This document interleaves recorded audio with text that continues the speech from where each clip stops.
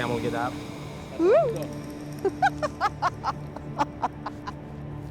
This is brilliant. This is obviously an iconic image.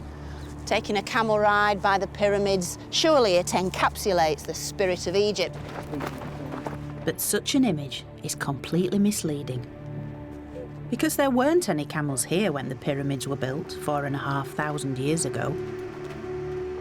And that's the thing. Ancient Egypt is instantly recognisable, but all too often completely misunderstood. So, I'm gonna try and change that. Good luck! Shukran kazeelan. The Great Pyramid of Giza, final resting place of King Khufu, over 140 metres from bottom to top. No wonder it still pulls in the crowds and the occasional Egyptologist.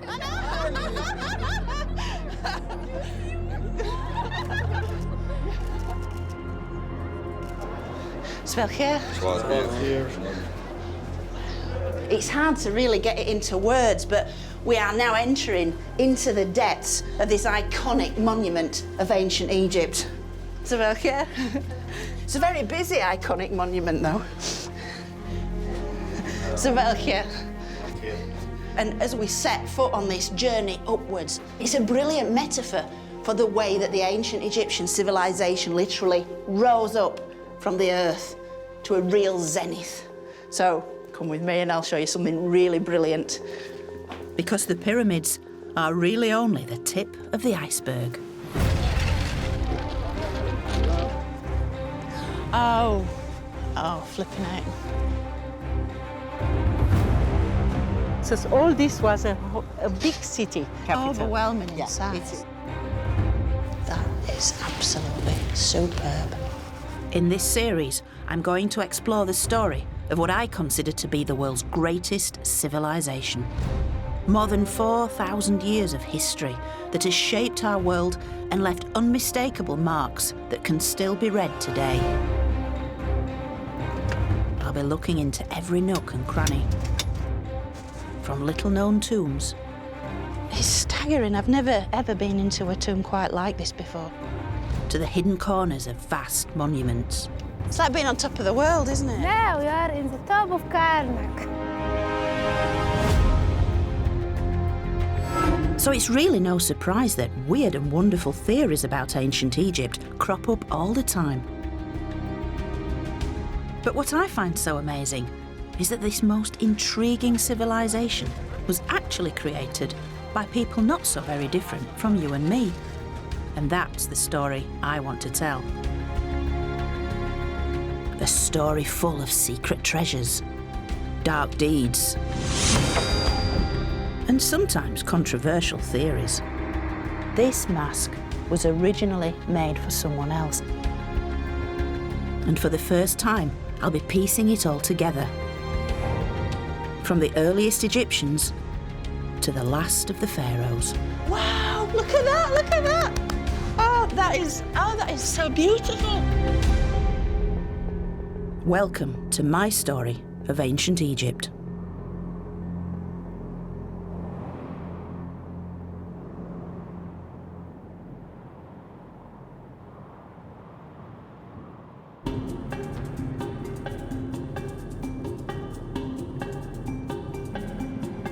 The big question is, how did ancient Egypt begin? Where did the first Egyptians and their extraordinary culture come from? This immortal civilization was thousands of years in the making, so to pull it all together is a daunting task. But bear with me, as it's utterly fascinating.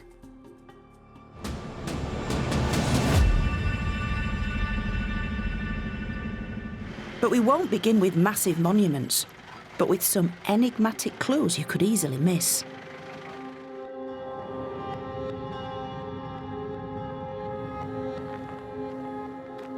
This is Kirta, around 100 kilometres south of Luxor. Unless you're an archaeologist, you almost certainly won't have heard of it.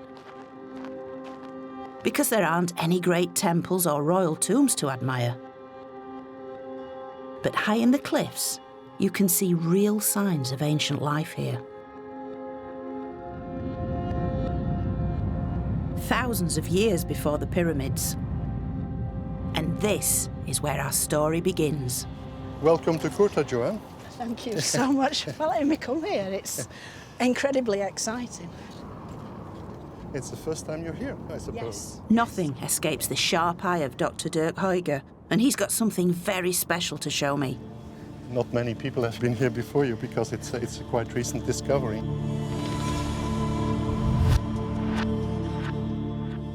These carvings in the rock reveal an amazing story about the beginnings of Egyptian life. It's a 19,000-year-old picture gallery, complete with its own hippo. Back line, very short tail, hind legs, belly line, front legs, and the mouth is shown. Hippo is smiling, but then again, an hippo is always smiling. But another type of animal is by far the most common here. That's cattle. It's not just cattle. There's the mighty aurochs, the wild buffet, wild cattle. And extremely powerful images that seem to be in movement. They are, they're charging down towards us, aren't they?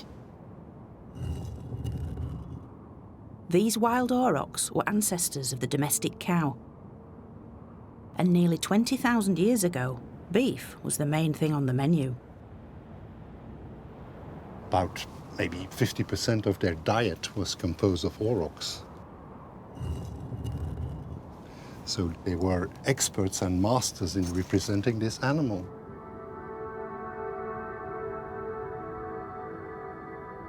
It's always high on the cliff, very prominent positions that give an excellent panorama over what must have been in the Paleolithic the hunting grounds of the people.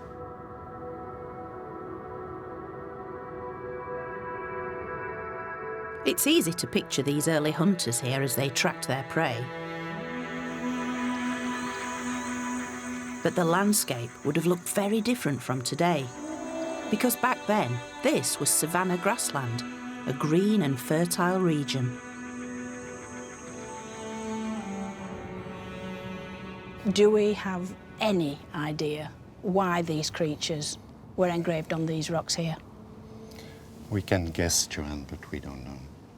Maybe they wanted to influence the hunting. Maybe this is some sort of hunting magic.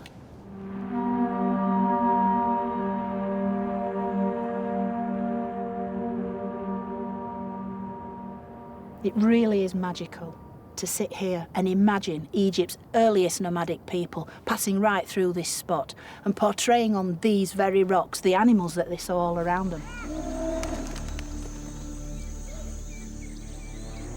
Human figures and boats joined the animals as the carvings became stranger and stranger. But these carvings are also the earliest glimpse of the amazing things to come.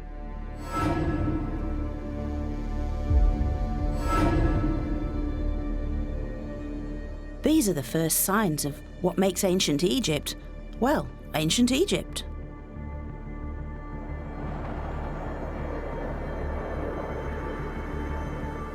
As for its ancient landscape, this evolved under dramatic circumstances. 10,000 years ago, gravity tilted the entire Earth off its axis by about ½ degree, and this had a profound effect on climate. And as the world began to change, Egypt would never be the same again. Now, these early people were nomads, seasonally mobile pastoralists who moved around following the summer rains.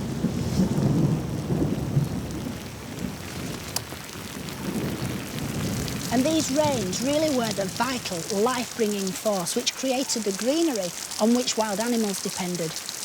But of course, with climate change, these rains began to dry up. OK, you can cut the rain.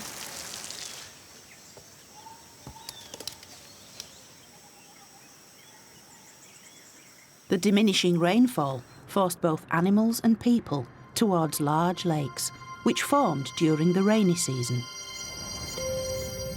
One such area is Nabta Playa, 100 kilometres southwest of Aswan. And here, these nomadic hunters began to settle into communities. But still reliant on the annual summer rains, they needed to predict exactly when these would return. And so they turned to the night sky. Welcome to the beginning of time. Quite literally, because this is Egypt's oldest calendar. At around 7,000 years old, this stone circle from Nabta Playa is the earliest evidence of how Egyptian weather forecasters became astronomers. They aligned its central stones to the circumpolar stars, visible in the night sky all year round. When the sun appeared directly overhead, the stones cast no shadow. The midsummer rains were approaching. This meant that the animals would drink, the plants would grow, and the world would survive for another year. So in many ways, this circle represents the solution to the very real problem of survival. But the Egyptians would take this a step further.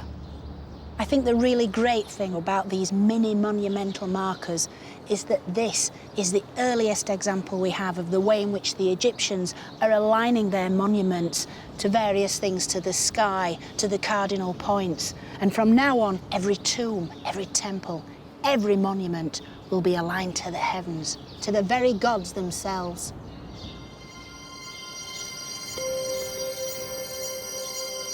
If the stars and the rain were this closely linked, then this world and the next must be one and the same. Now this has been described as Egypt's earliest sculpted stone monument and dates from around 5000 BC. This chunk of sandstone was quarried over a mile away from where it was eventually discovered. This certainly suggests a kind of sense of community where people were already working together to achieve a desired aim. In this case, the stone was hauled into place, and then there are clear signs that it's been sculpted into a specific shape. Now you might have to go with me on this, but some believe that this is in fact a cow, with its large hindquarters and this sculpted head. Now the cow was a vital part of everyday life for these people. It was a source of meat, of milk and of blood, key sources of protein they needed to keep them healthy. And yet so important was the cow, they chose to take it through into the afterlife with them, to sustain them on a spiritual level. And this is the very beginnings of the great cow goddess, Hathor. Hathor may have started off as a source of milk and meat, but eventually she would be loved and idolised by millions of Egyptians, since she represented love, joy, beauty, and motherhood. And although her image develops from a lifelike animal to a female face with cow's ears, this may be Hathor's very earliest incarnation.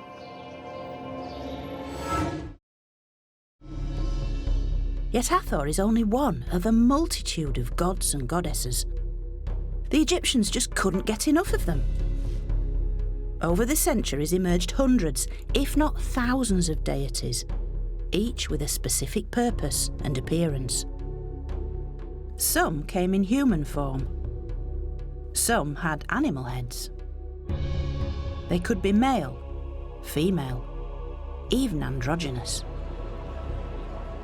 It seems that there were few aspects of life that didn't have their own gods. We know that in the very earliest times, their gods resembled familiar things, the world around them, elements of nature and certainly animals. And over time, the animals, their forms, their shapes, their characteristics were distilled down into this sort of divine figure, each one worshipped for a different quality. In the case of the ram, they were worshipped for their procreative powers. In the case of the cow, for their nurturing, motherly instincts. And of course you've got rather different creatures, the dangerous creatures, the ones that lived on the edges of the Egyptian world, the lions, the crocodiles, the jackals. But it wasn't just about finding the appropriate divinity. It was about gaining power over them. The goddess Sekhmet was a ferocious lioness and the bringer of death to humans.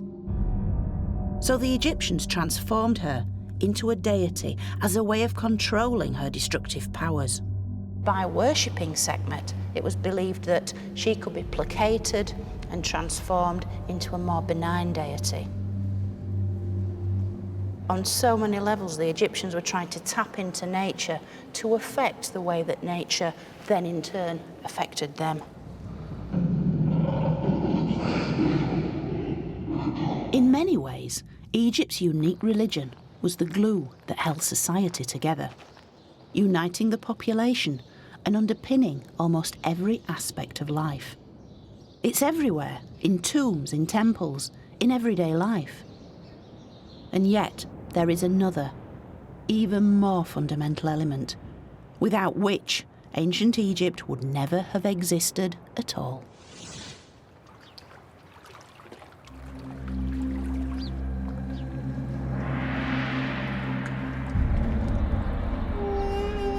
Later Greek historians famously observed that Egypt was the gift of the Nile. And how right they were, because as the climate continued to change, the desert lakes eventually dried up, leaving the Egyptians with just one source of water.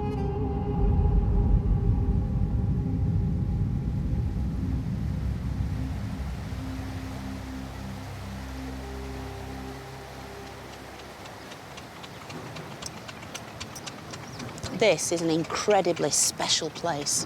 Located in modern Sudan, it nonetheless forms the very source of Egypt. For it's the place where two great rivers meet, the White Nile and the Blue Nile, which combine here to form the world's longest river, flowing from the heart of Africa and out into the Mediterranean Sea. For much of the year, the wide, lazy White Nile is the main source of water, until annual rainfall in the Ethiopian highlands swells the faster-flowing Blue Nile.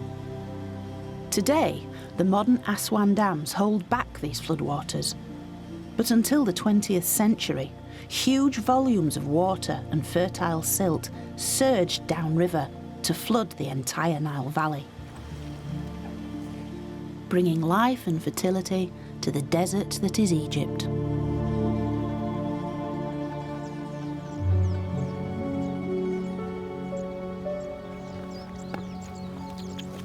This annual Nile flood was the single most important event in the lives of every ancient Egyptian, for its life-giving waters brought the nutrients and minerals which enriched the soil all along its banks, and this allowed agriculture to flourish.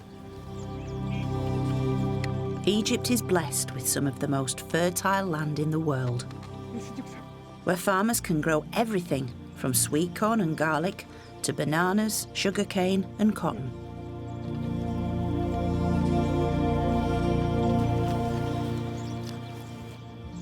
Badawi, it's quite intensive farming, isn't it? The land gives the people a lot, doesn't it? Yes, but we need to give the land also rest. We grow one time and we leave it for 1 month, then after we use the land again to grow again. That's amazing that it only needs 1 month rest time and then it can be planted again. Yeah, sometimes 15 days, sometimes 1 month. Yeah. But it really does emphasise that this land of Egypt has always been so rich and so giving to the people. It's always given the people everything they need.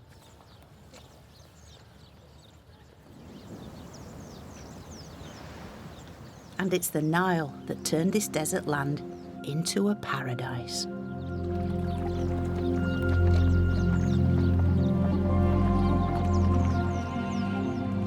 And 7,000 years ago, the people who could no longer survive in an increasingly desert landscape were forced to migrate towards it as their only source of water.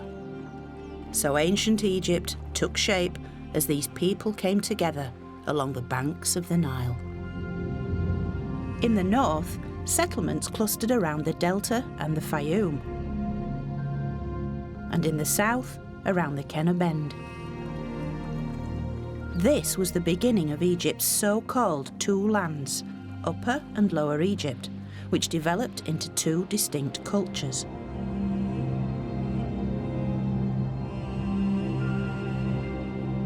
But what they both had in common was the astonishing fertility replenished every year by the miracle of the Nile.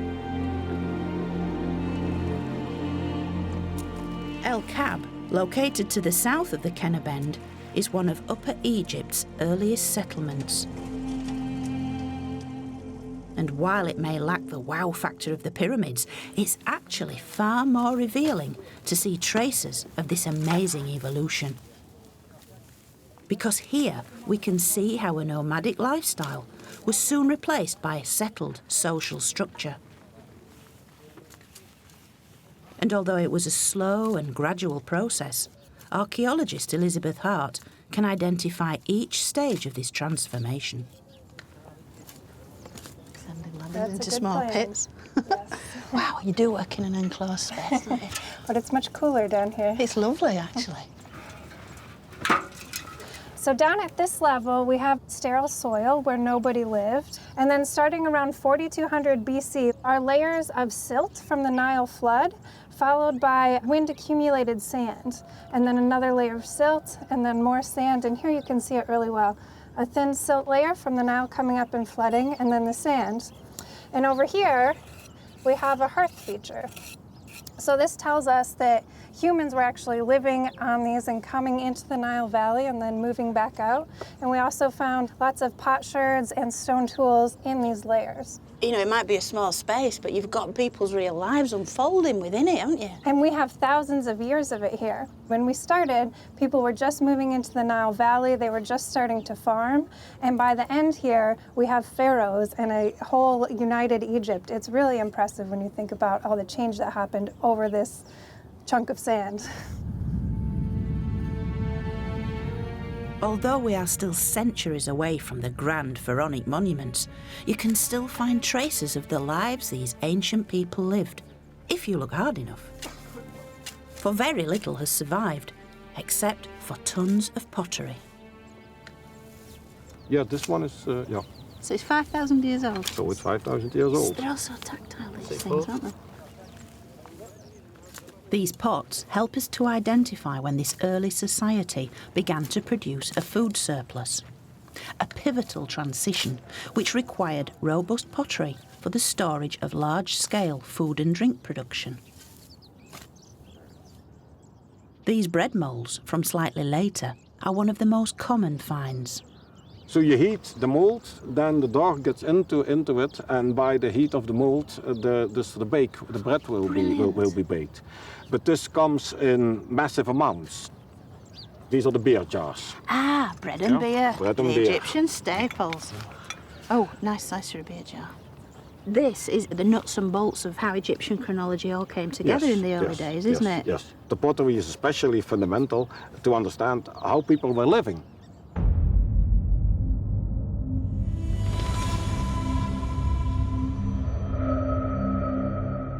Yet in Egypt, living was only half the story. Because what really sets the ancient Egyptians apart is their view of death.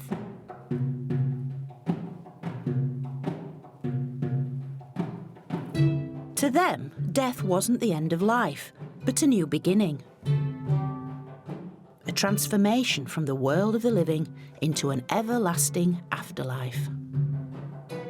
And such a belief would shape Egypt's most mysterious practice and my favourite subject. Mummification. Although the origins of this enigmatic tradition are only now becoming clearer, the burial of their dead had a strong significance from the very earliest times. This is a typical burial from around 3400 BC. The body is curled into the fetal position, and here placed within a reconstructed pit grave, surrounded by the belongings he might have had in his earthly life, like pottery, jewellery, and a palette for preparing cosmetics. Everything that was important to him in life accompanied him into death. And I think that's quite significant because it shows that already, 5,500 years ago, the Egyptians wanted to take it all with them. They clearly believed that something happened beyond death. Death was simply a transition into another state of existence when you continued to live, and it was assumed you would need everything you'd needed in your life on Earth. His body was naturally mummified in the hot desert sand, but its placement here may not have been accidental. Because even when dead, the body had to be preserved in order to house the soul for eternity. A skeleton simply wasn't good enough. Skeletons, bones, they are very, very anonymous. And yet, when the soft tissue, the skin, the hair is all present, we are ourselves. And that's exactly what this individual represents. Being face to face with one of the very earliest Egyptians gives us insight into the development of their ideas about the afterlife. It started off as a practical thing, burying the dead in a relatively small space, bundled up, and then it developed these layers of kind of like the symbolism, the fetal position, this idea in rebirth into the next world. It's almost like the seed from which the Egyptian funerary belief system evolved. This is the very beginning of a process which would be repeated a millionfold throughout Egyptian history. It's this combination of the esoteric underpinned by the practical, which really does sum up the Egyptians in a nutshell. From the very beginning, the Egyptians were masters of making sense of their world, no matter how complex and mystifying it might seem to us. And this same ability to bring order is also found in the way they structured their early society, adopting levels of bureaucracy that border on the obsessive. In the ancient city of Abydos, the site of Egypt's first royal burial ground, archaeologists found the origins of a system that we still have to put up with today. It's most fitting that this city of death was the find spot of the earliest means of calculating that other great certainty, taxes.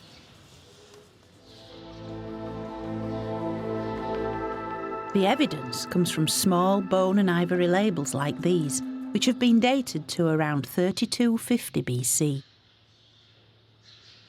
The originals are probably the size of a postage stamp, and you can see that each one is engraved with images of animals, of birds, of plants and so forth.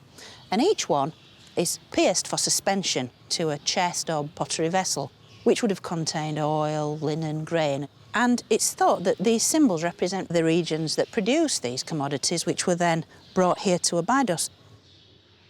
Thought to have been sent as tax payments, these tiny labels show how these early people were already capable of collecting duties from a vast geographical area.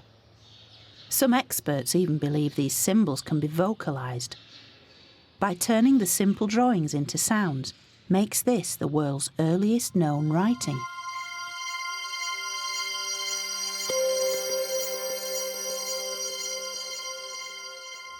Now, isn't it interesting that the world's earliest writing wasn't developed to express some great outpouring of emotion or express grand passion? It was simply a means of calculating taxes. These symbols soon became a sophisticated writing system of elegant signs we call hieroglyphs, which means sacred carvings. And these signs represented every aspect of the Egyptian world, which were only translated in 1822 with the discovery of the Rosetta Stone.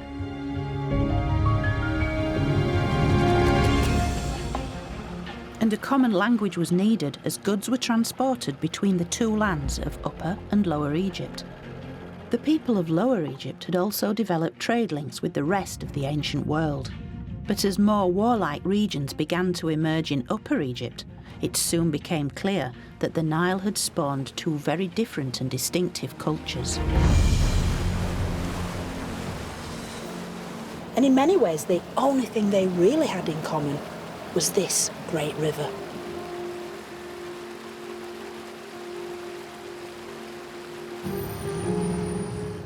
The inevitable clash between these cultures is recorded on what many consider to be ancient Egypt's founding document. Taking the form of a giant ceremonial cosmetic palette, this is an exact copy of the original Narmer palette. And however idealised and embellished, it depicts the pivotal moment when the southern king Narmer defeated his northern enemy. A split second after this mace comes down onto this northern enemy's head, and he's executed, he's killed, he is no more, Narmer himself remains, the first king of a united Egypt. And what this means is that the whole of the country is now united under one man's rule. He is setting himself up quite literally as the god king, as the one central figure at the very pinnacle of the pyramid that forms Egyptian society.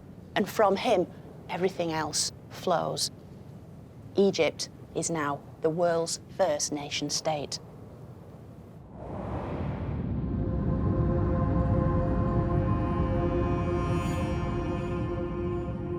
What made ancient Egypt is all here. The art forms, the forms of religion, and even the world's first writing, hieroglyphic script. This is the name of Narmer.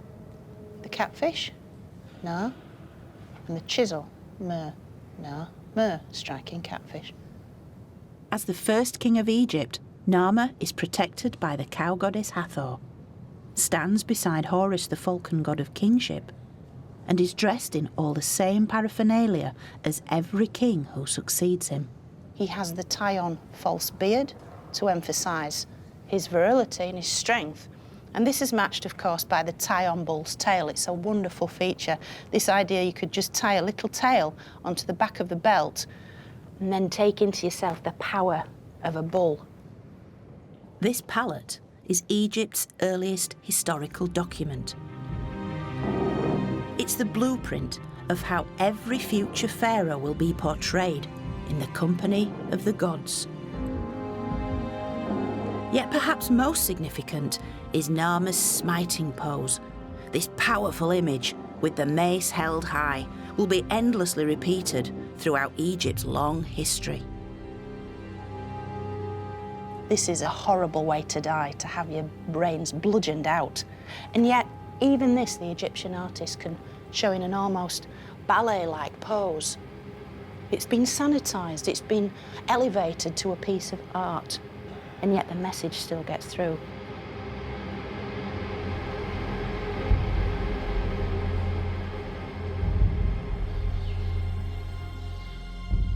For the next 3,000 years, every one of Egypt's subsequent rulers would try and link themselves to Egypt's first pharaoh.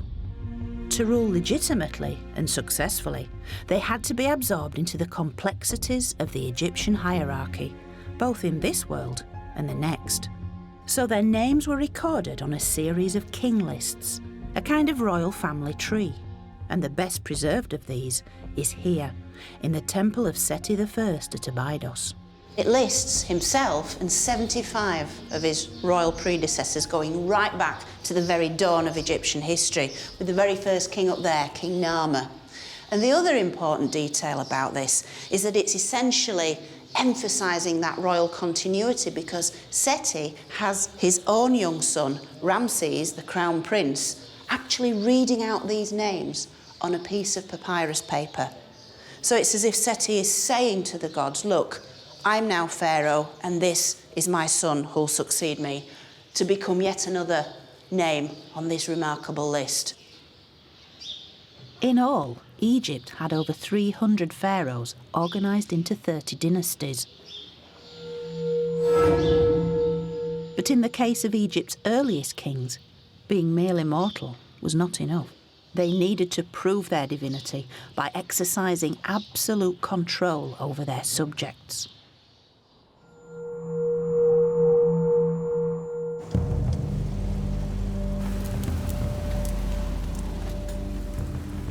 And the evidence for this was found in the desolate desert surrounding the ancient city of Abydos.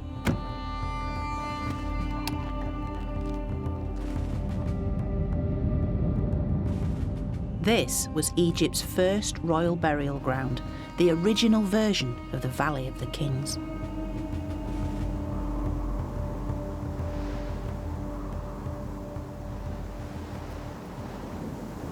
Now, being here, you get a real sense of the importance of this place for the ancient Egyptians. For as the wind funnels down this valley and swirls around the sand, if you listen very carefully, you can hear a whispering sound.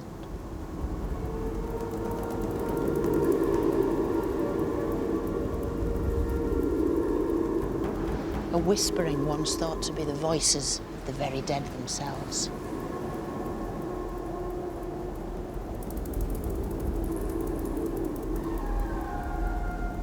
And here, Egypt's earliest kings were laid to rest within huge subterranean burial chambers.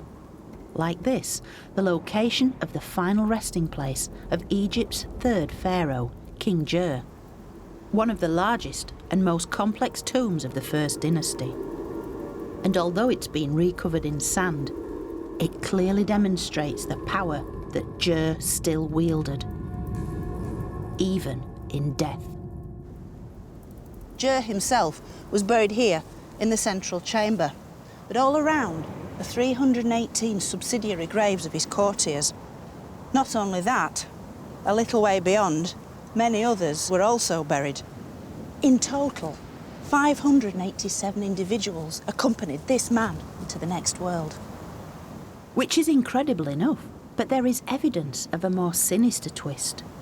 The fact that this tomb was all sealed over at the same time suggests these people may have been victims of ritual sacrifice, perhaps even ritual stabbing, as portrayed in art of the time. And certainly that power over life and death would give any king a godlike status.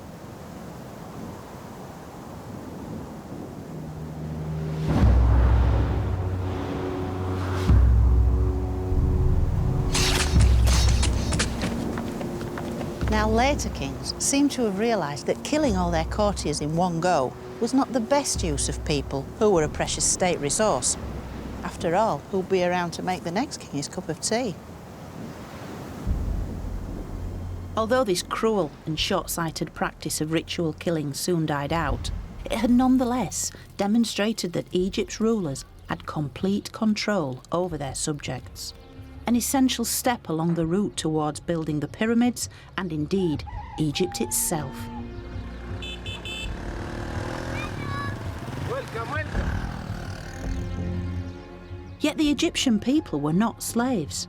By this time, Egypt was a land of plenty, where all could enjoy its bounty, both in life and in death.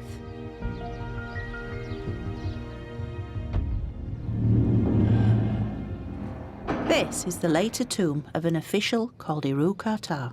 And here he is, greeting us. He's coming to the door of his own tomb, emerging from the walls, captured in all his splendour with his finery on, his jewelled belt and his white linen kilt. Even details down to his little sort of pencil moustache. Looks a little bit like Clark Gable, to be honest. The scenes in his colourful tomb depict a refined life that's a world away from Egypt's earliest farmers. We have Imhotep seated in front of a table of food offerings. There's fruit, vegetables, wine and so forth. The bearers are coming forward with offerings to sustain his soul.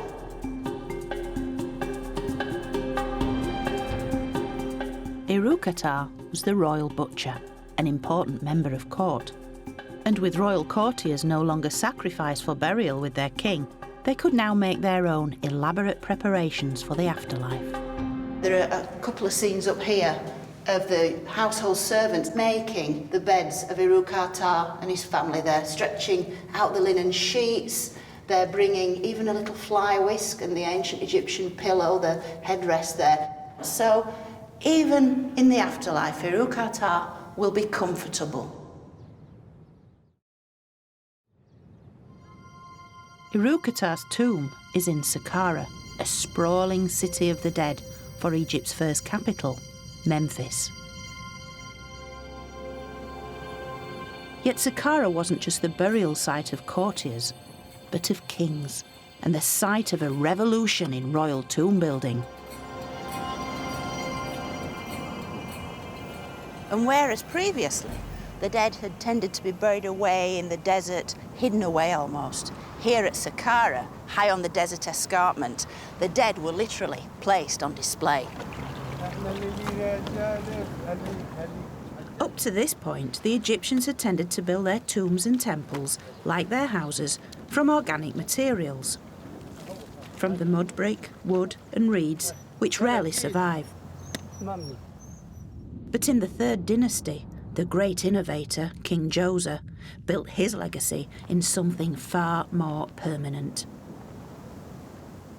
For he built in stone, which could potentially last forever.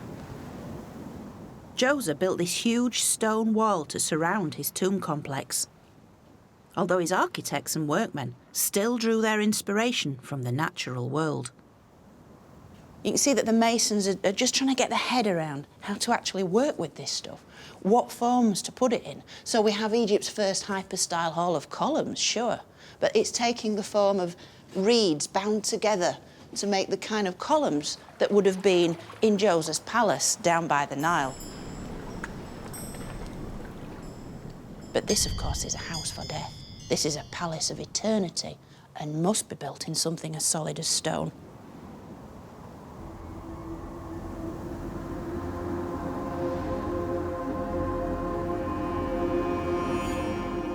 At the rear of his complex is an intriguing stone shrine where I can come face to face with King Djoser himself. The shrine looks like it's suffering a severe case of subsidence, and yet the Egyptians purposefully built it on this very definite tilt. It has these two holes here where modern tourists can see Djoser. But Djoser can see them. He can actually see beyond them, because this faces true north. It faces the northern stars, which the Egyptians called the imperishable ones. And so at death, Djoser's soul could rise up and merge with these stars, so he too would be imperishable, and he too would never die.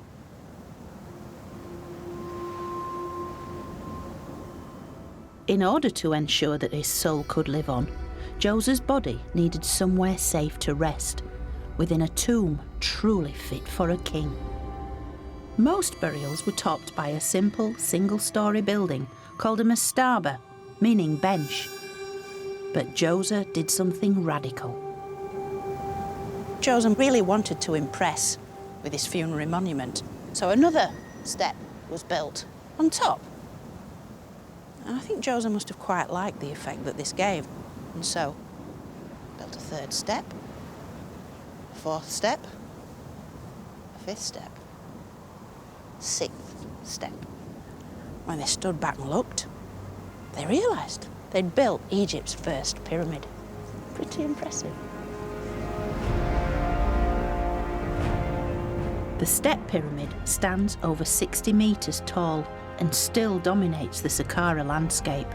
At the time, it was the largest building on Earth, reinforcing Djoser's status as a living god in the grandest of ways.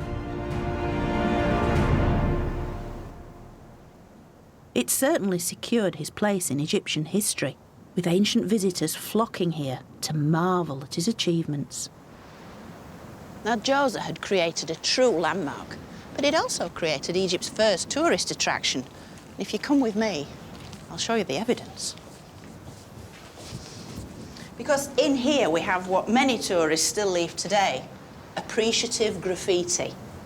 And this is the original handwriting of a couple of ancient visitors from around 1300 BC who were so impressed by what they saw. They described Djoser's pyramid as if heaven were in it, and they credit Djoser with being the inventor of stone.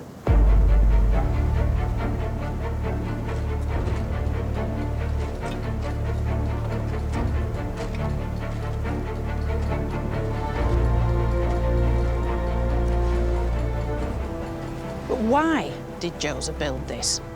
Was it just an ego trip or an exercise in personal vanity? Or was it designed to show the world just how far Egypt had come? Because in only a few centuries, these disparate people had come together to create the world's first nation-state.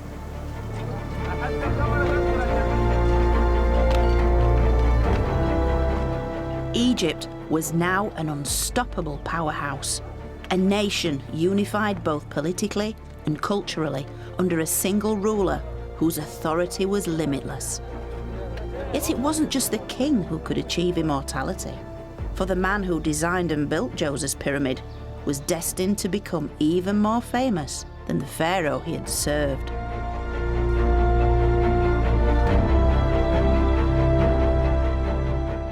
This statue base once held a full-sized figure of King Djoser, but carved into its base is also the name of his architect. And here we can see it with this reed, the owl, and then the little mat with a little bread loaf on, which reads Imhotep. And here he is, the man himself. Although most likely a commoner by birth, Imhotep rose through the ranks to become one of Egypt's most powerful officials. He was made the royal chancellor, the prime minister. He was even made high priest of the sun god. He was the ultimate local boy made good, because he then gained a reputation as an academic, as a great healer, and he was famous the length and breadth of Egypt. He was ultimately worshipped as a god. Imhotep represents the ultimate in social mobility, a kind which was certainly possible within Egypt's unique society.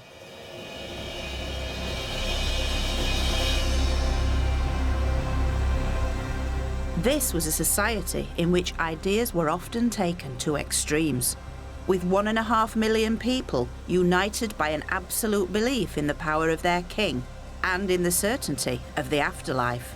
Egypt enters its most ambitious era so far. The Pyramid Age.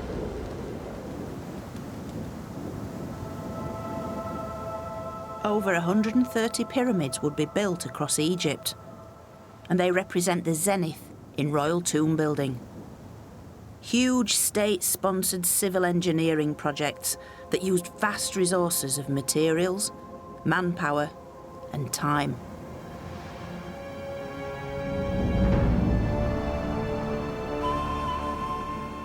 The largest of all, the Great Pyramid of King Khufu, which took over 20 years to build.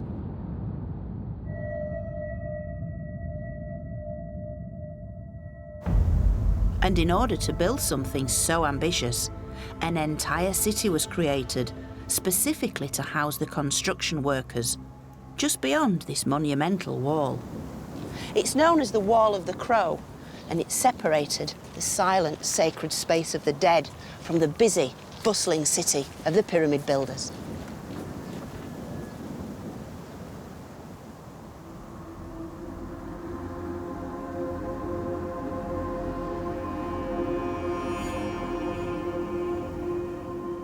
This 5-hectare site once housed workshops, bakeries, a tool-making facility and a fish processing area. For this was an integrated, self-sufficient community of over 8,000 people who even had their own medical care.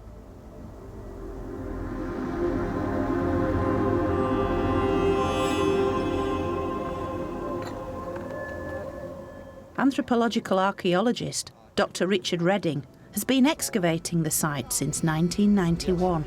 Where we are now, this is kind of a big workshop, a big industrial park where there's lots of activity going on. Out here, they're probably producing granite statues, maybe granite columns. We find tools out here for polishing, the granite. We find tools out here for chipping at the granite. It's very well planned. We have 3 streets. We have North Street, Main Street we're on, and we have South Street down there. So we're walking down Main Street? You're walking down Main Street. The pyramid workers lived cheek by jowl in 2-storey barracks. You would have walked in, you would have been in a very quiet, dark, long, narrow room. This is where they would have slept. There would have been a higher bed for the overseer at each end, and then everybody would have laid down, probably with their head in this direction or the other direction, exactly like this. You would be lying here like this, and this would be your nighttime position. Very comfortable. Can I try out the overseer's bed? Sure, you want to try out the overseer's bed there? Delusions of grandeur. Is it this one or that one? Yeah, that's the wall. You're right where you are. Oh, so this is all right. So if I sat down here. Yeah, the overseer's bed is actually buried under a few centimeters of sand, and the floor here is probably under about a half meter of sand. So, oh, this is nice. Yeah. I can keep my eye on you now. That's right. You can see me. If I got up in the night and I tried to sneak out to go someplace, you would see me. Everything the workers needed was here on site. The team have recovered data that shows that workers consumed 74 cattle and 257 sheep and goats each week. This corral area could hold a week's supply of cattle before more were shipped in from Egypt's grasslands. You could have almost just-in-time delivery coming down, another small herd coming down from Kom el-Hisn or the Delta, coming down and in. It's a really well-oiled machine. You can see now how efficient the Egyptians were at obtaining their food, bringing it to the right place at the right time for the right people. It's brilliant. It's absolutely brilliant. It wasn't just simply the food, it was everything. There was the copper to make tools. There was the stone being brought in here from Aswan and other areas. So a lot of things were coming into here. These were government workers. They got everything from the government. In many ways, this settlement is Egypt in microcosm, a highly ordered social structure with job specialisation and mass cooperation. It's hard to believe that in a relatively short period of time, Egypt had been transformed. From simple subsistence into a united state which could provide for everyone who worked on its behalf.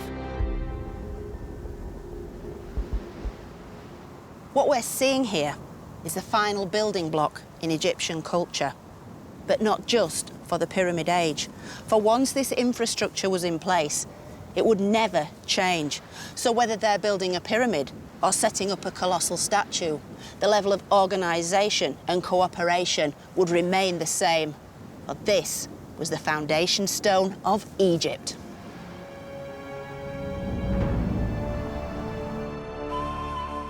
The pyramids are eternal testament to just how powerful Egypt had now become. And in many ways they are Egypt at this time, dominating everything around them on a gigantic scale.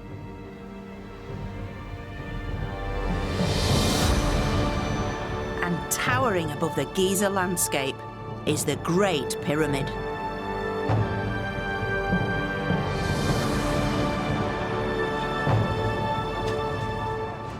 It took around 20,000 people to set in place the 2.3 million blocks of limestone.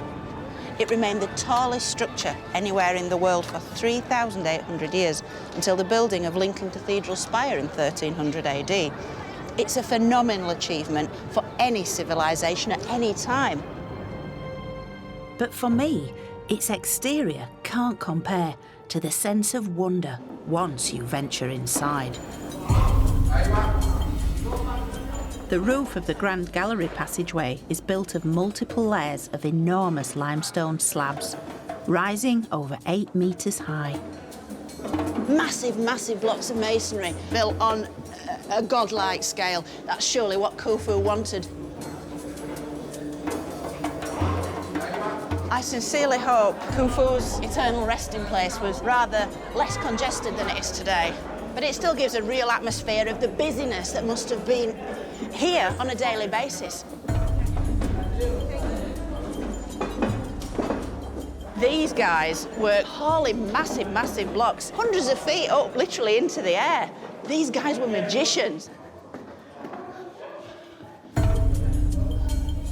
Just look how brilliantly These courses have been laid. These are perfect. I defy any modern architect to be able to replicate this using the tools that the ancients had at their disposal.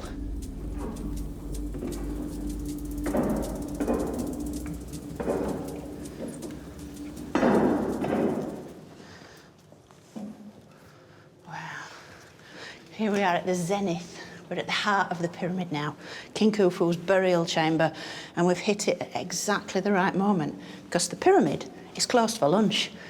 So we've got the whole place to ourselves, and you really get a sense of the sanctity of this divine mausoleum.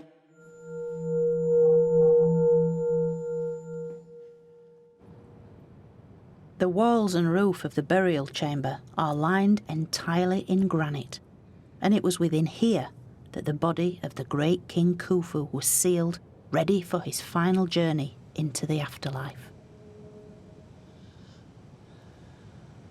We're at the heart of the pyramid in terms of its architecture, but we're literally in the heart of ancient Egypt.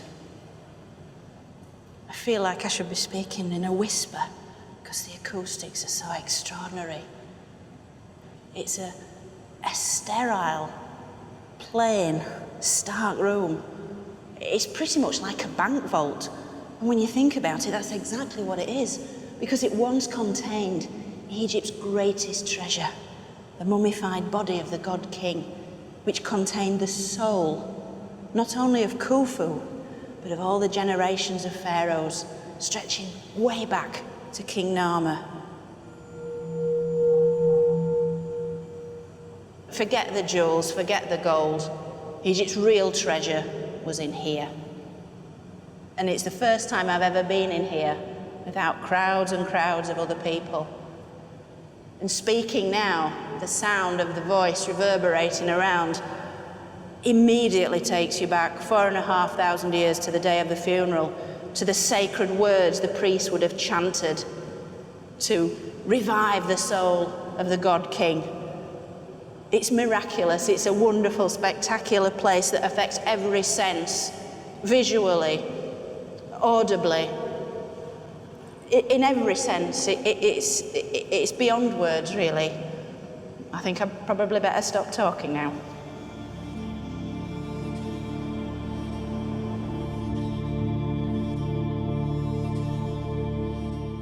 So now all the elements that made up ancient Egypt were in place.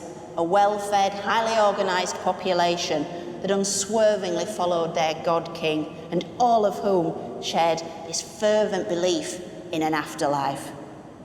Life in Egypt was good.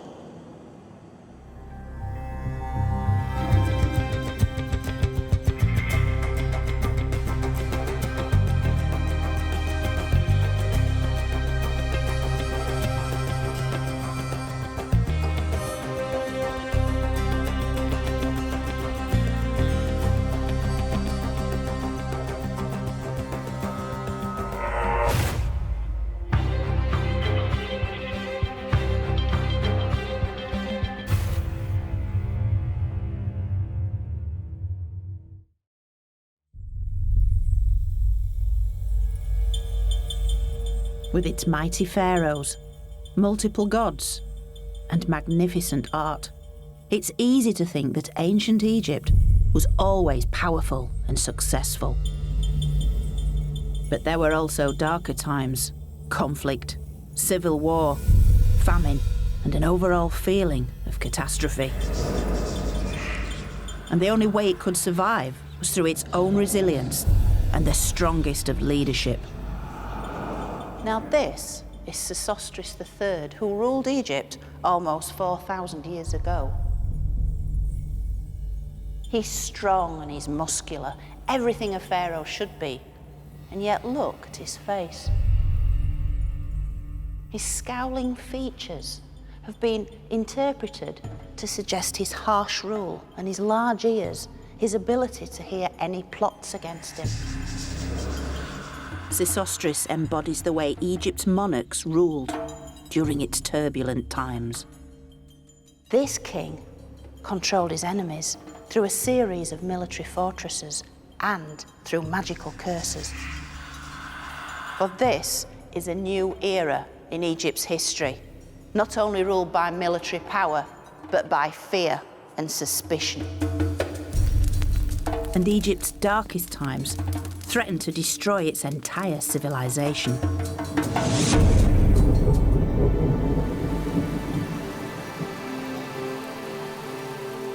I've already explored how Egypt's ancient culture began thousands of years earlier.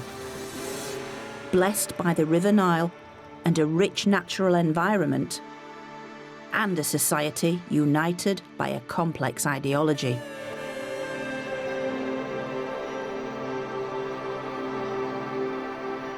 But in this episode, we'll see how the massive self-confidence of the Pyramid Age was not to last, as a dark age brought this civilization to the brink of annihilation. Make no mistake, this is the home of the dead, and we're in amongst them. These were times of famine, civil war and anarchy. Kings have been reduced to something on a minuscule level. But this collapse triggered one of the greatest revivals of ancient times, with Egypt re-emerging more powerful and wealthy than ever before. Welcome to my story of ancient Egypt.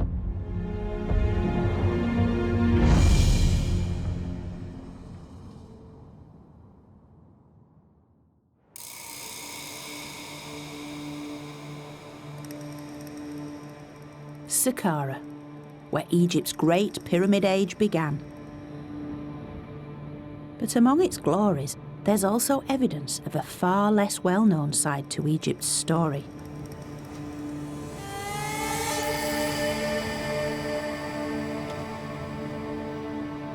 Its descent into a dark age. The zenith of Egypt's Old Kingdom was the Great Pyramid at Giza, and only 200 years later, King Unas Causeway was created. It might not look much today, but it's the highlight of Unas Pyramid Complex, a 750-metre-long causeway which symbolically connected life and death.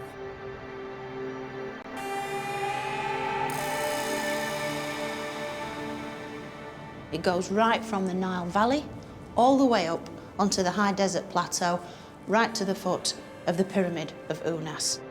So it would have been used for his funeral procession, but it would also have drawn up that life-giving force from the valley below up to the city of the dead here at Saqqara. A narrow slit in the roof once allowed enough lighting, but the extraordinary thing is that this causeway was designed for a sole purpose: the king's funeral procession.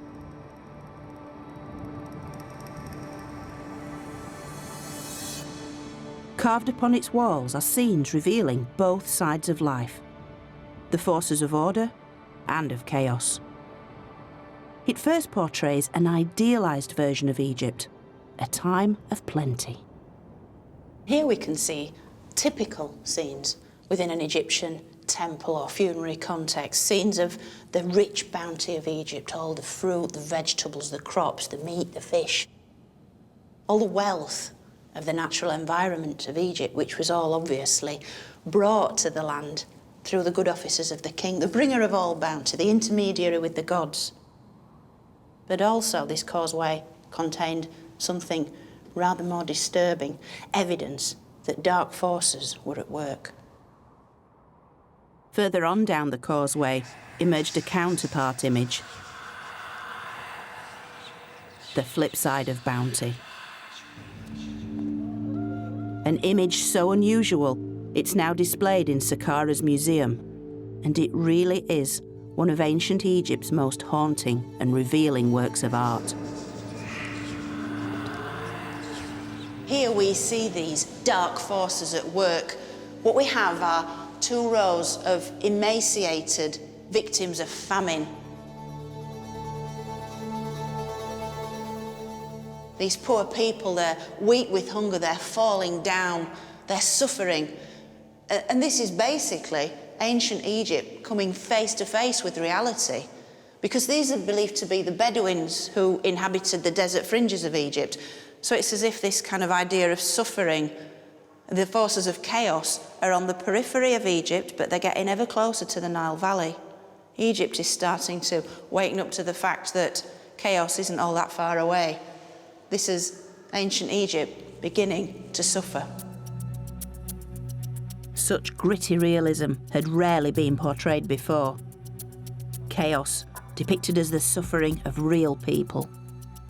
This isn't happening in some esoteric realm of the gods, where chaos is sort of portrayed as some sort of disparate magical force, very detached from reality. This is reality. Through such realistic images, the Egyptians were expressing their fears to the gods, appealing to them to keep these forces of chaos at bay.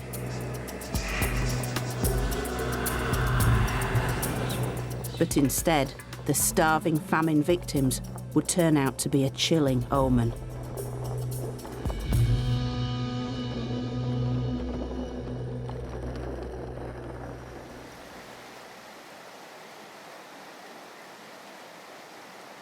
Up until now, Egypt's prosperity had flowed from its one source of water, the River Nile, whose annual floods enriched the soil, allowing life and agriculture to flourish.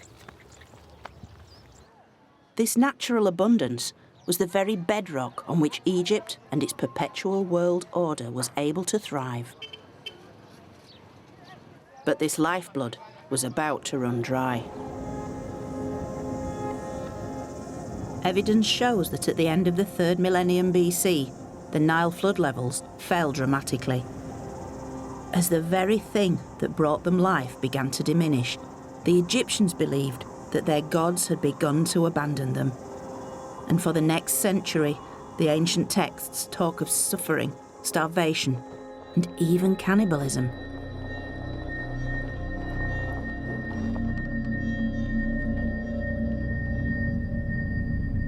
Traditionally, Egyptian society had been built on the belief in the divine power of its kings.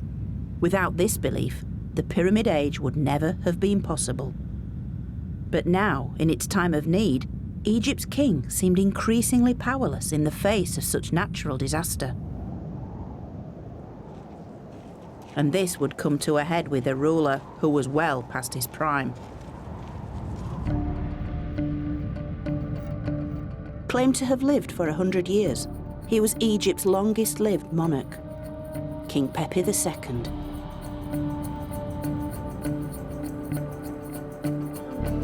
And this space was once a ceremonial running track, the type of place where Pepi would have to display his physical prowess to prove himself to his people.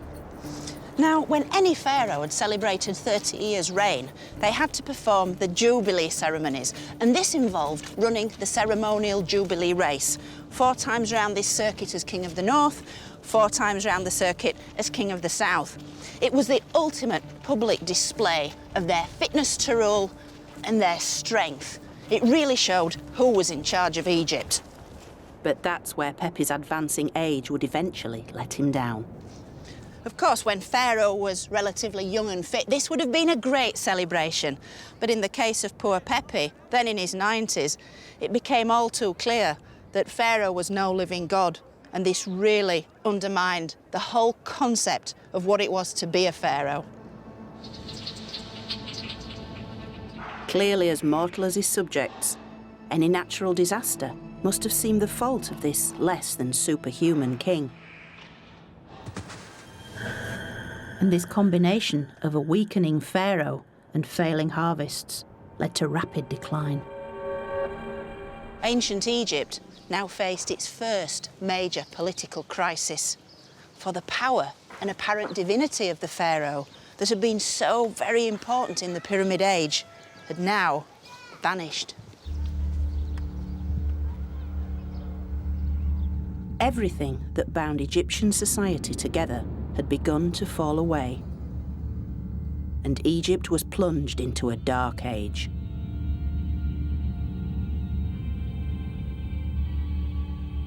In this time of growing uncertainty, when the Egyptians had lost faith in both the monarchy and state-run religion, they increasingly turned to the power of magic.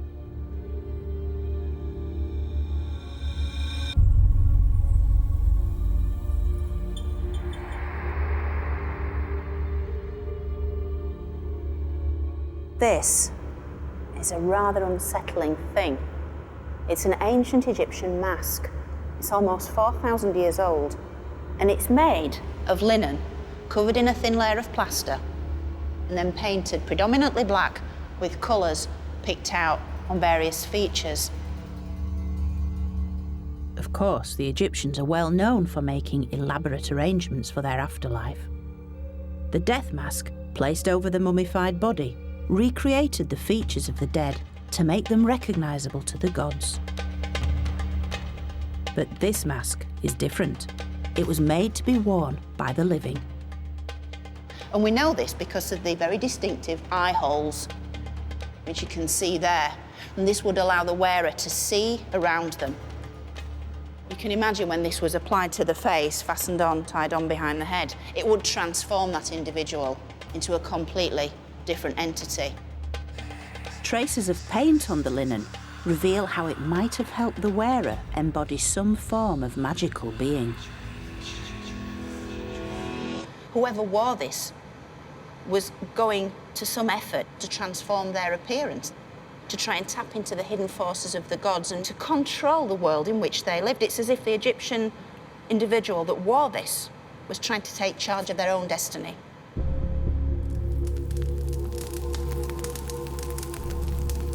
But the mask isn't the only evidence of magic. For in their dark ages, the Egyptians increasingly began to write out curses and spells on pots and figurines. Scrolled across one was the curse, "Die, Henui, son of Intef," a form of magic sufficiently small scale to be performed within their own homes. And one of the most graphic ways they did this was to take a piece of clay or a simple pot like this one and write upon it the thing or the person that they wanted to control. They often used red ochre because red was associated with the powers of destruction. So if I was doing this, I'd put on it the thing I'd want to stop, which are early morning calls and alarm clocks. So you've got to imagine Egyptians from all walks of life doing this. The priest wanting to protect the pharaoh, the soldier in battle against an enemy, or simply a hated love rival. So all sorts of Egyptians could be on the receiving end of something like this. And then, to activate the curse, they smashed the pot.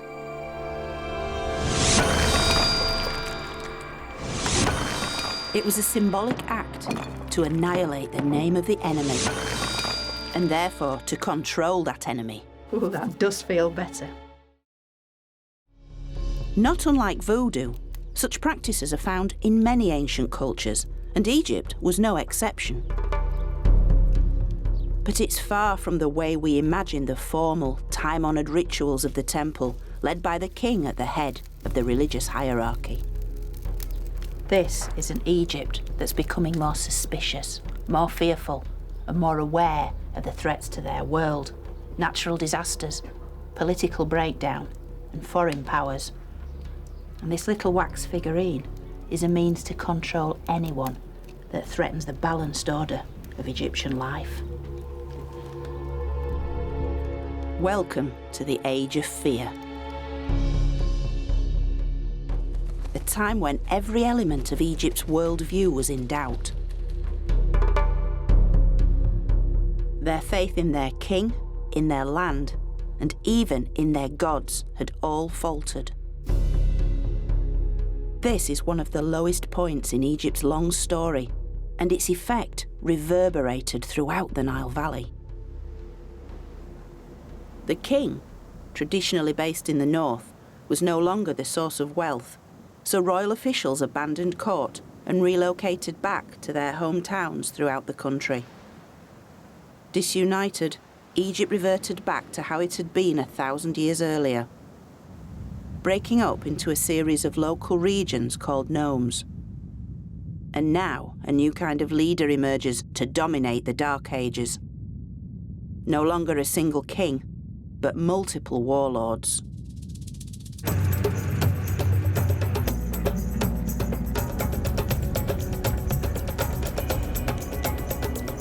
And we know much about one of them because he left his detailed autobiography in his rock-cut tomb at Moala, well away from the usual tourist sites.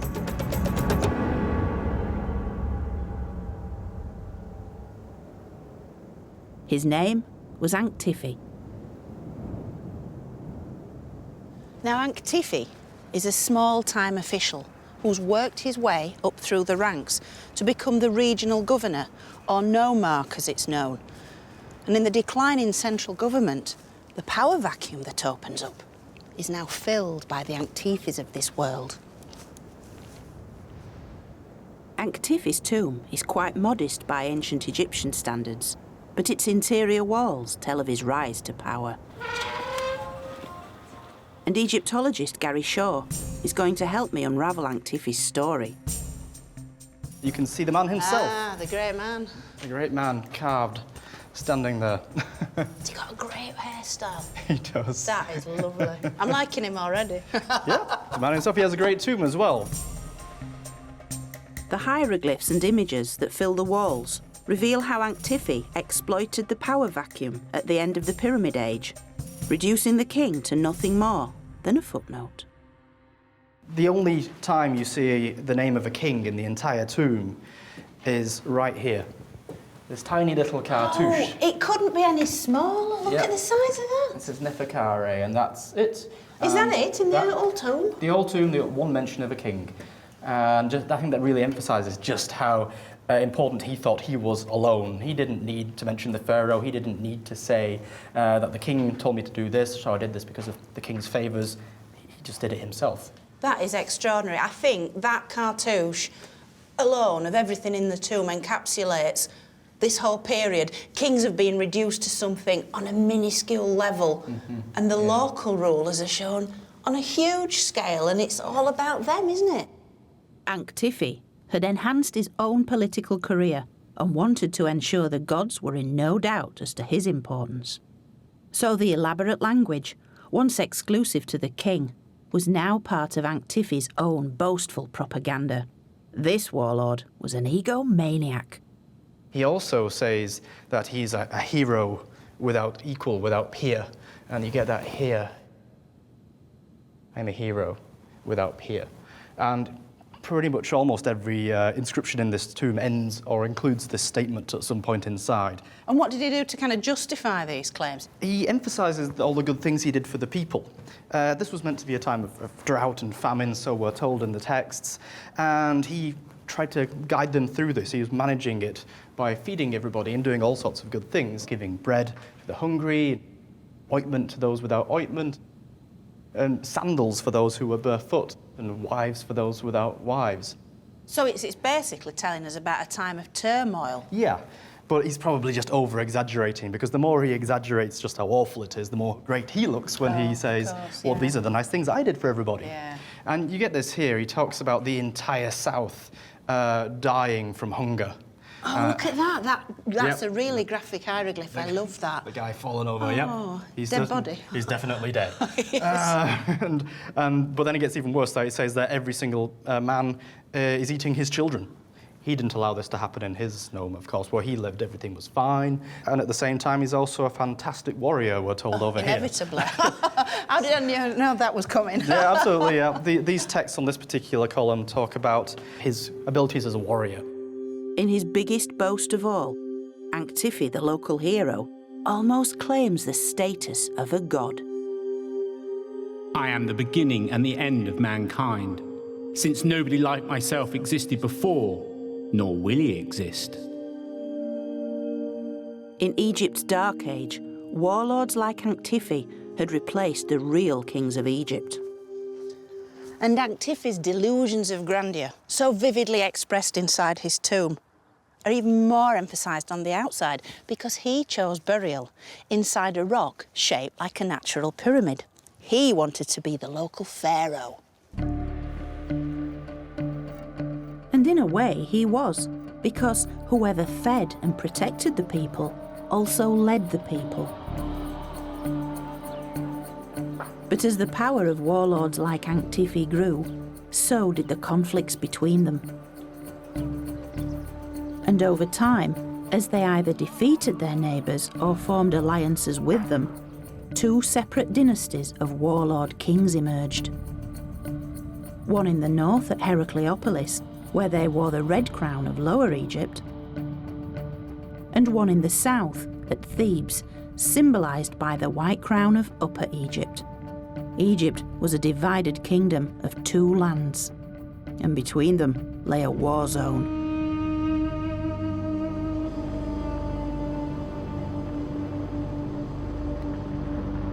Situated at its centre lay Egypt's most sacred site, its earliest royal burial ground, and still today an evocative and atmospheric place. This was the resting place of Egypt's first kings, whose mummified bodies were buried in elaborate burial chambers beneath the desert floor. A safe place for their souls, or so they thought.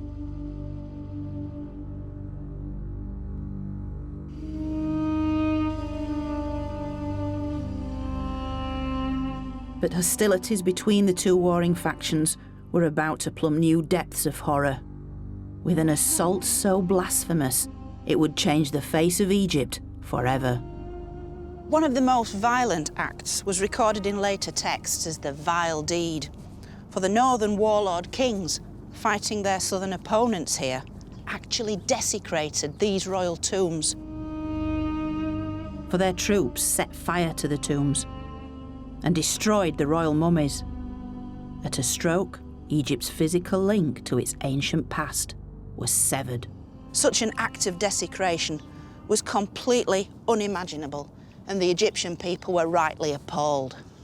Although the northern kings deeply regretted what their troops had done, the destruction was irreversible, and the origins of Egypt's royal past lost forever. Of course, the problem with such times of destruction is that there's very little left of them for us Egyptologists to find. But clues do remain if you know what you're looking for. Today, what's left of the violation of this royal burial ground is surprising. Thousands upon thousands of broken pots. Although most are not part of the destruction itself, they represent centuries of atonement for the loss of Egypt's physical connection with its past.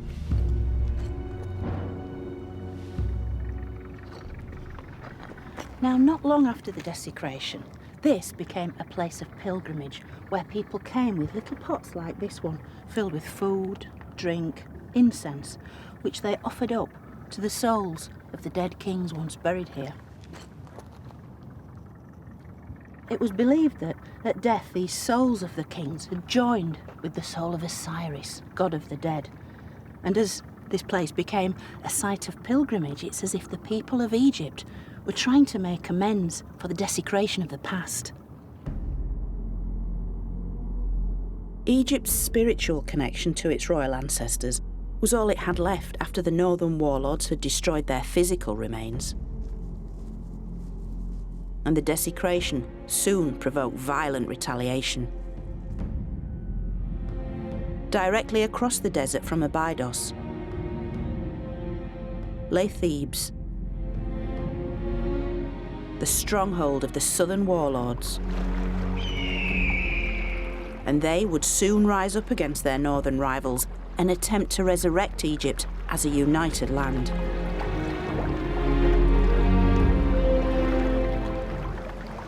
Back in 2000 BC, Thebes was a one-donkey town, and yet its warlords had two distinct advantages over other leaders. They lived on a bend in the Nile called Akhenaten, a strategic control point of rich farmland. And their local god was Montu, the god of war. The warlords of Thebes would reunite Egypt, and one in particular came to the fore. His images were carved into the walls of his Theban tomb complex, and his name tells us much.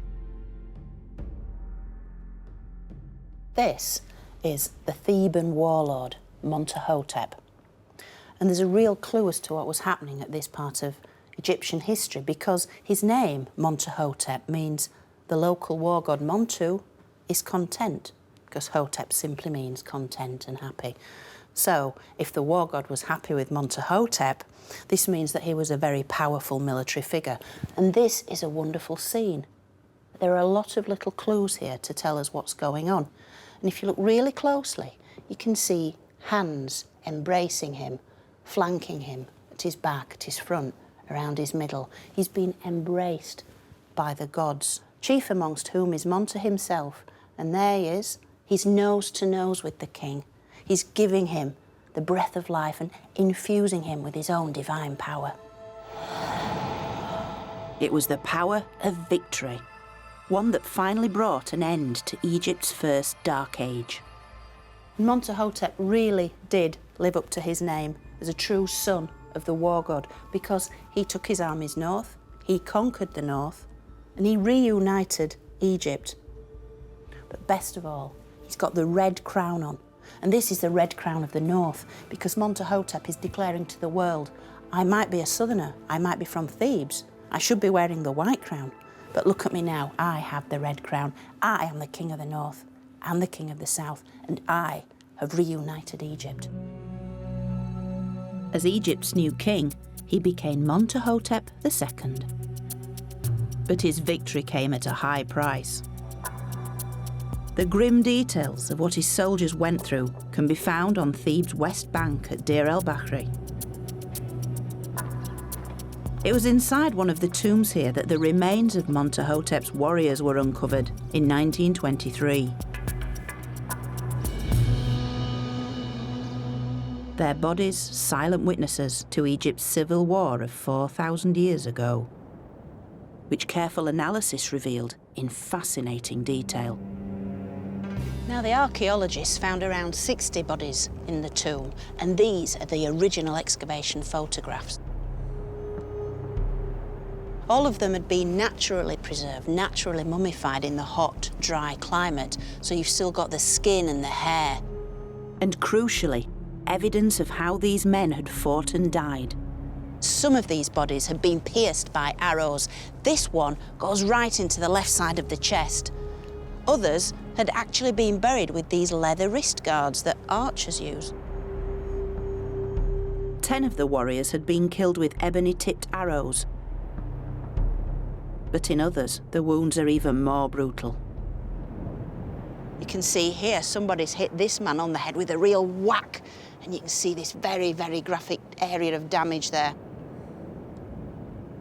And after these series of furious blows have been rained down on these poor guys, they lay helpless on the field of battle, their bodies picked at by vultures.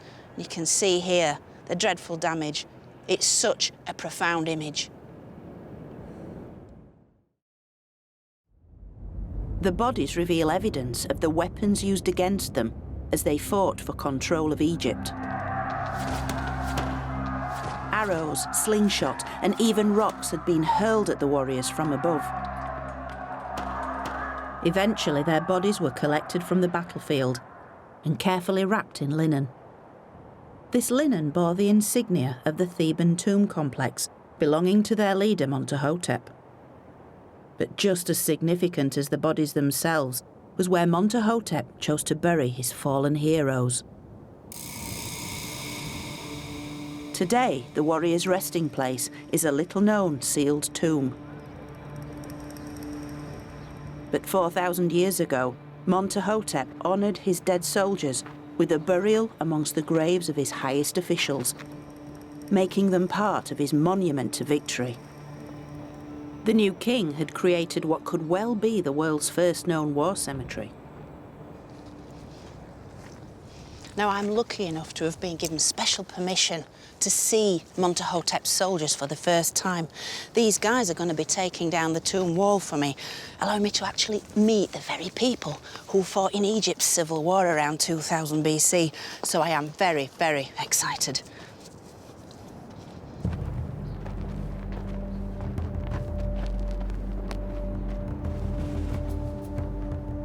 And it was the same curiosity which drove a team of American archaeologists to excavate their original mass grave in the first place.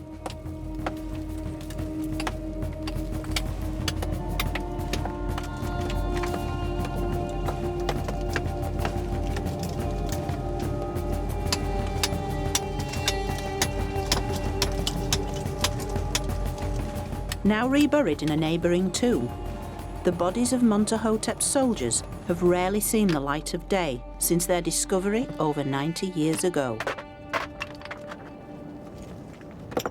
كله تمام ولا؟ كله تمام. شكراً جزيلاً. شكراً. مية مية. Now this is really, really super frustrating, but in the interests of health and safety, I can't go in there immediately, much as I really want to, because all the stale air's built up as the wall's being sealed, and we've really got to let this out with all the fungal spores and the bacteria and everything else that's so detrimental to health. Early Egyptologists tended to rush straight in and risk the so-called Pharaoh's curse, so a little waiting is essential.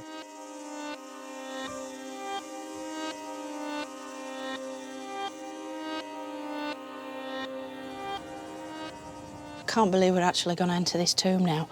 It's one of those rare moments you get in a Egyptological career into a tomb that's hardly ever visited. The wall had to come down, and who knows what we're going to find inside, because I certainly have never seen this before, so it's a very, very special moment.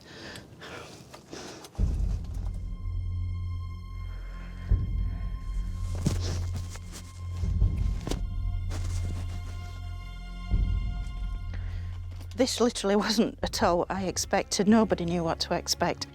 It's staggering. I've never, ever been into a tomb quite like this before.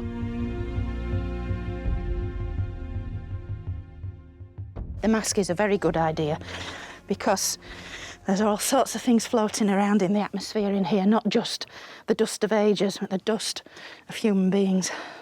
And as such, we have to be very, very respectful. It's a large rock-cut tomb, and although its walls are unfinished, it's typical of those created for courtiers and officials throughout these cliffs. Wow, it's a mummified body. It's absolutely incredible. Oh, that's quite something.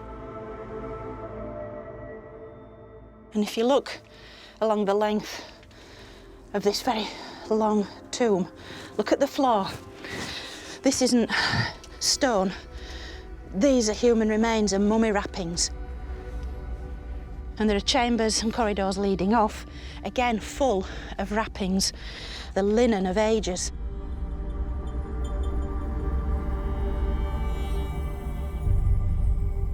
Some of it is claimed to be the very linen that bound the bodies of Montahotep's warriors to help preserve them for eternity. But at first glance, it's hard to get a clear picture, for this particular tomb seems to have been reused many times during Egypt's long history. Part of a shoulder.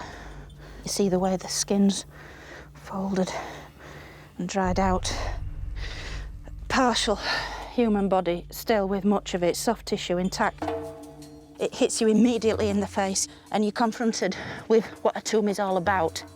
Make no mistake, this is the home of the dead, and we're in amongst them.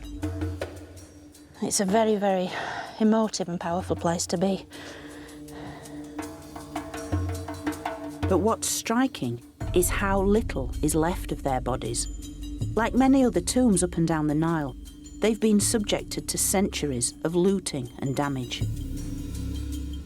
And amongst all these linen wrappings and debris and the human remains themselves are the tangible remains of these men who died so bravely in their efforts to reunify Egypt for Montahotep, their leader.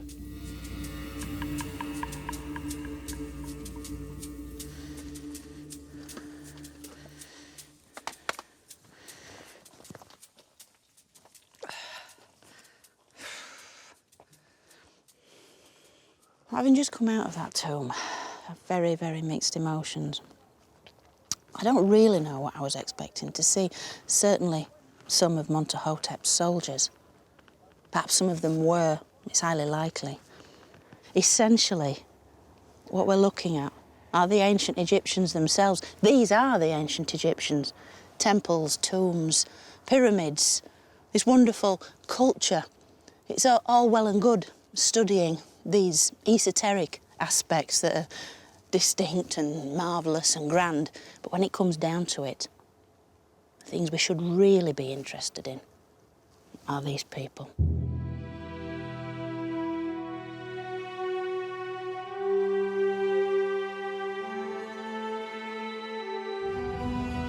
Montahotep's reunification of Egypt marked a new beginning, the dawn of what would become known as the Middle Kingdom.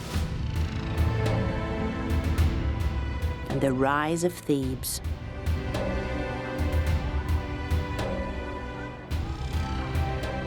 Montahotep made it the new spiritual heart of Egypt. And it would stay that way for the next 2,000 years.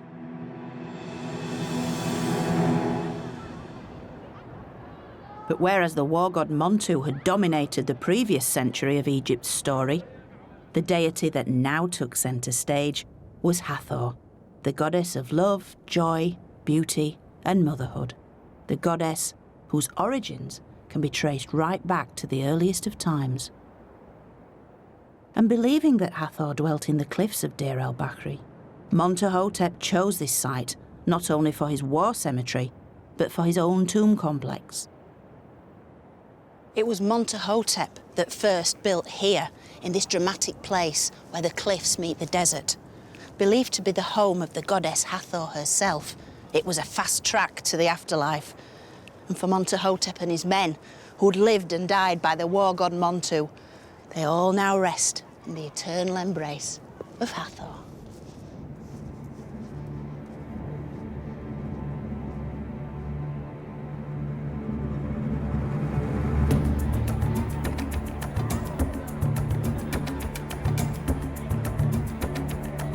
The first to build at Deir el-Bahri was Montahotep, the founder of a reunified Egypt.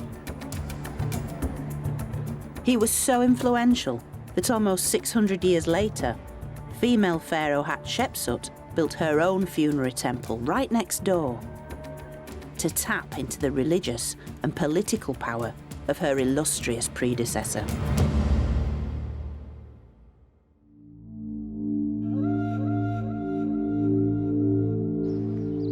In the Middle Kingdom, life for ordinary people was on the up. Food was plentiful.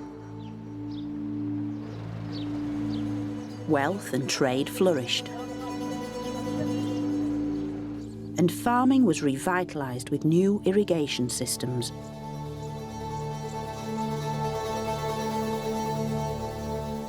Yet the Dark Age had nonetheless left its mark on the Egyptian mindset, as revealed in the way they prepared for the afterlife. In the Old Kingdom, tomb walls were often covered in elaborate scenes and texts, replicating an idealised version of the Egyptian world. But in the Dark Ages, people had seen their sacred sites ripped apart. So instead of such tomb art, many in the Middle Kingdom opted for its cheaper equivalent, with something much smaller and much more intimate.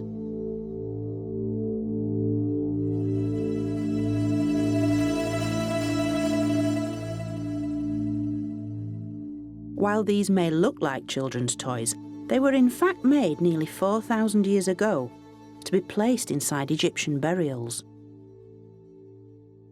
Now, these wooden models were designed to provide the deceased with an eternal supply of food and drink in the next world.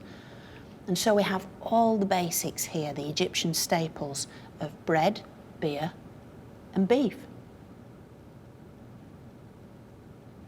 So we have the bakers at this end, and they're grinding the grain to make flour, which will then be made into the bread loaves that are cooked in this fire. And the baker is in front there.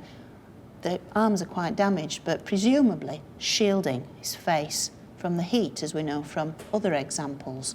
Move to the middle, and we have the butcher here, and he's cutting the throat of this ox, and the legs are bound here to keep the animal in situ while the deed is done. And then we move on to the end, and we have the brewer. This is a fabulous, fabulous example, because he's pushing the mash through a sieve, and the sieve's even being drawn on there, on the top. Actually, in proportion with the rest of it, this individual's ordered rather more beer than either bread or beef, because this section of the model is almost half its length. But you can see the vats of beer carefully laid on their side. It's a wonderfully evocative piece. These people have been working for 4,000 years, and they're still at it. Look at them. The key elements of Egyptian culture were back, and they look little different from times of plenty in the previous millennium. Look at this busy crew grappling with the sail, poles ready to launch the boat off the Nile's banks. And this granary silo. Inside, workers haul sacks of barley, while a scribe counts the crop.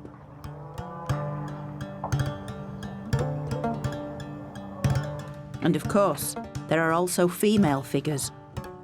In Egypt, women enjoyed much the same status as men, unlike their sisters in many other parts of the ancient world. They're also producing one of the Egyptian staples, but linen, the cloth, which was used to make pretty much every Egyptian garment. When you see this standing woman here, she's spinning the thread with this spindle. And the thread that she's busy making, she'll then hand on to her two companions here, the weavers, and they're using this horizontal loom that's pegged to the ground to produce the bolts of cloth which will be fashioned into the wraparound dresses, the kilts, the loincloths, as worn by pretty much every ancient Egyptian man, woman and child. The lives depicted in these busy little scenes are the comfortable and the familiar, representing the Egyptian idea of security.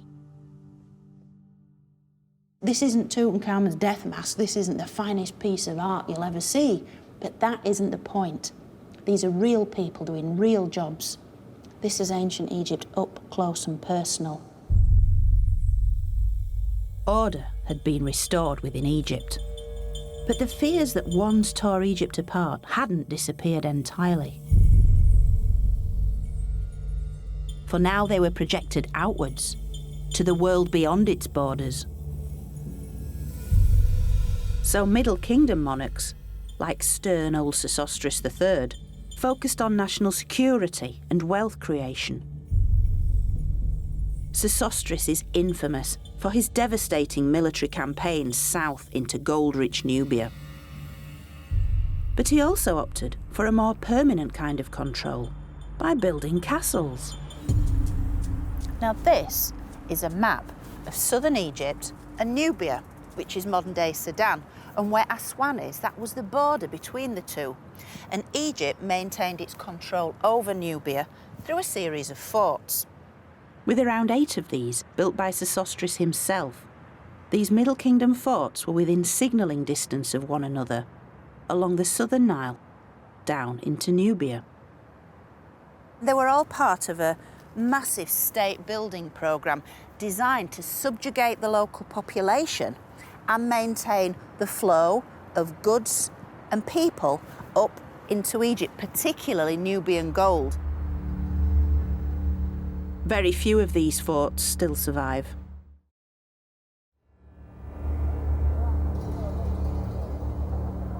These are some of the last images ever recorded of the largest at Buhen. It was filmed in 1962 during its excavation.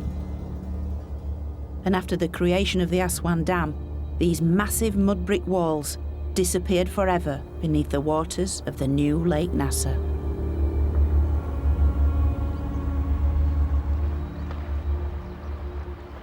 But Buhen isn't completely lost to us, because the excavation records are kept here at the Egypt Exploration Society, and they reveal an unexpected aspect of Middle Kingdom Egypt. As well as photographs, they hold architectural plans of the fort drawn up during the excavations, giving a real insight into the immense scale of the Egyptian crackdown in Nubia. Hiya, Chris. Hi, Joe. How are you? I'm well, thank you. Good. Oh, this looks like an amazing photograph. Yeah. What does it actually show? Well, this is an aerial photograph, Joe. So what we can see here, along the bottom, this strip is actually the River Nile. And then right on the banks of the Nile, emerging from the sand here, we see this square outline of the massive fortification of the site of Buhen. But once the excavators began to uncover the full extent of what we could see, this is what they came across.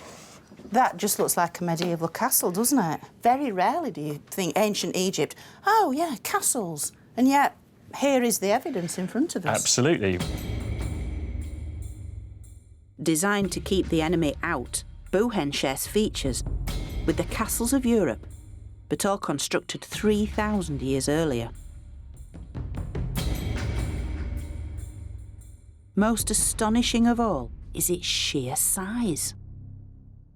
There's a little scale on this map, gives you an idea. This is roughly 100 metres. So just the Nile-facing wall here is well over 400 metres long. And if you think about the Great Pyramid of Khufu at Giza, that's 200 metres along the base. So we're talking about the length of 2 Great Pyramids along here. The total circumference of this wall is well over a mile. And the walls, these outer walls, are 11 metres high. Inside which you could fit around 20 football pitches. Because as well as controlling the Nubian gold supply, Egypt intended to rule by intimidation. This is the Middle Kingdom's great monumental architectural statement. Pyramids, monumental tombs, were not really the kinds of buildings they needed. What they very much needed were these heavily fortified fortress towns to guard the frontier of their territory. When this fortress arrives in the barren, empty desert landscape in the Middle Kingdom, this would have been a massive statement. Something very, very big, powerful, strong, scary has suddenly arrived in the desert. So anybody travelling from Nubia north into Egypt has to sail past this, and this would have taken quite a while to sail past, wouldn't it? Absolutely, yeah. Imagine looking up, you're in a little boat on the Nile and you're looking up and up and up and up, and you can see all these arrow slits, people training their arrows perhaps on you, just, you know you're being watched. It's that big brother mentality, isn't it? Exactly.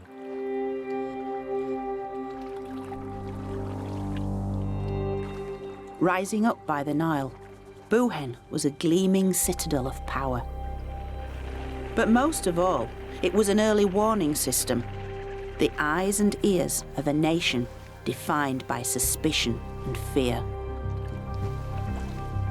But Egypt's southern border wasn't the only one to be fortified. The northeastern border with Palestine was also secured with such defences to monitor the large number of foreign traders regularly travelling to sell their goods in super-wealthy Egypt.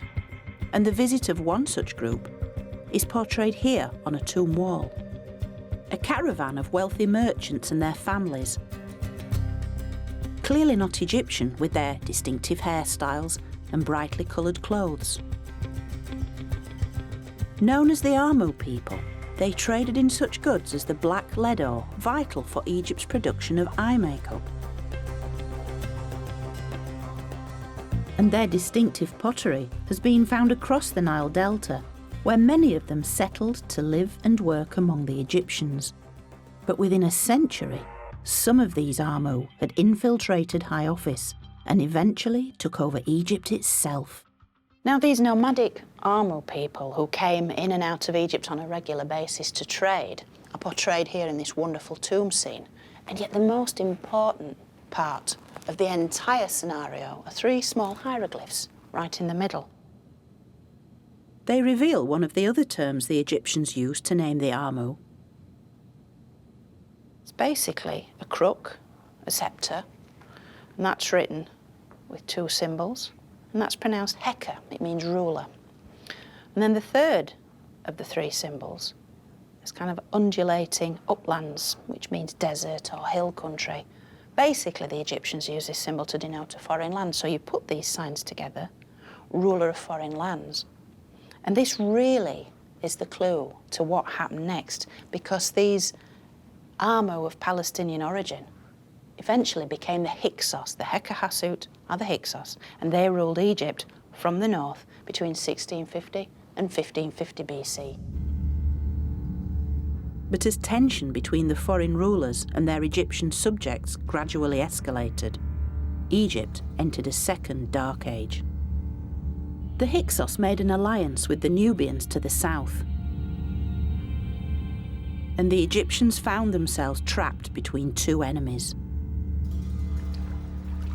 Although we know little of this difficult time, some fascinating texts do survive.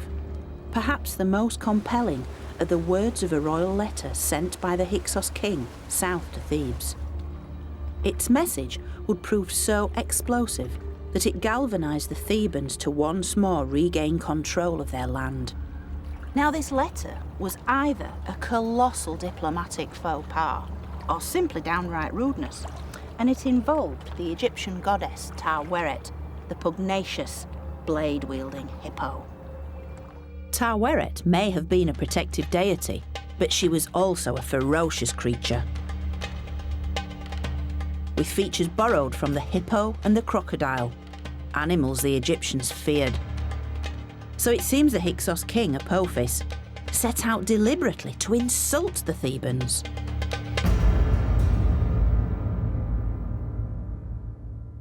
Now, the letter takes the form of a complaint in which Apophis is basically complaining that the bellowing of the sacred hippos in Thebes is keeping him awake at night.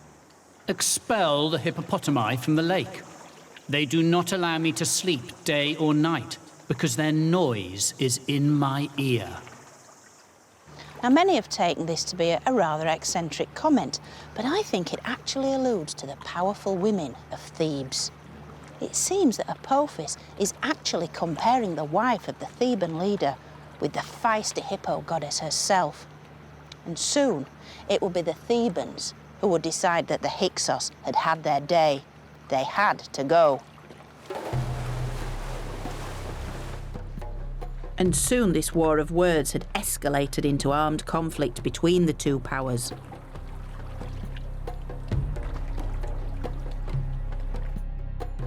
But the Egyptians of Thebes had also gained the means to launch their attack with something developed by the Hyksos themselves: state-of-the-art weaponry. In particular, a new kind of bow, known today as the composite bow.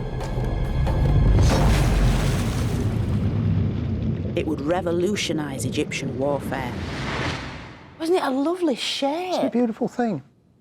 This may look like a bow made of solid wood, similar to those the Egyptians had always used. But the secret of the composite bow is all down to the elements within. It's composite because it's made out of different materials all joined together. So there's a wooden core forming the centre of the bow, but inside the curve, on the belly of the bow, is horn glued onto the wood, which forms a really powerful spring. So the cow horn will go there? Yeah, that's right, on the inside of the curve. And then on the outside of the curve, an even more unpromising material, sinew, which looks like something the cat would enjoy.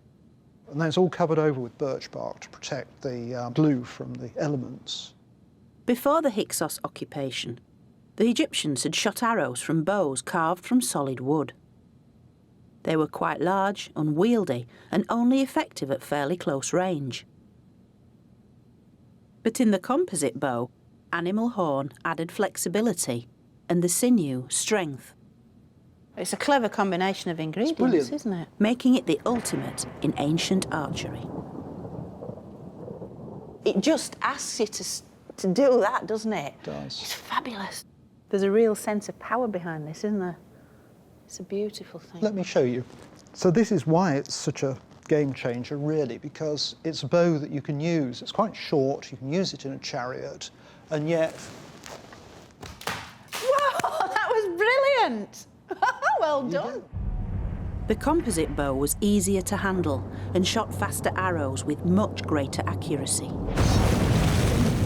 The Egyptians had little choice but to adapt or remain an occupied nation.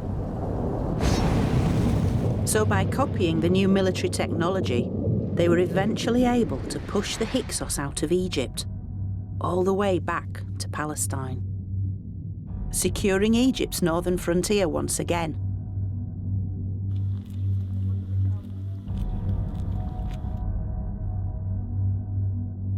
And when the new bow was used in conjunction with the other Hyksos introductions, the horse and chariot, the three combined to express the power and supremacy of Egypt's new Egyptian rulers.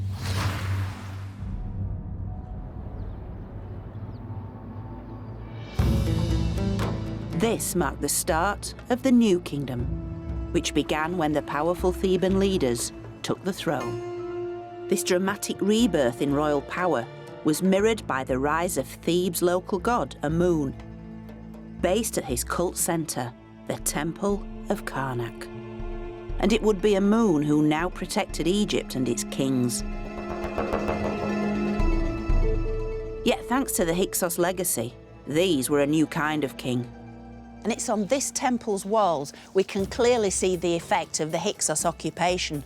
For as Pharaoh smites his enemies, this is Egypt reborn, a fully armed, fully charged superpower whose kings, shown on a monumental scale, are superheroes.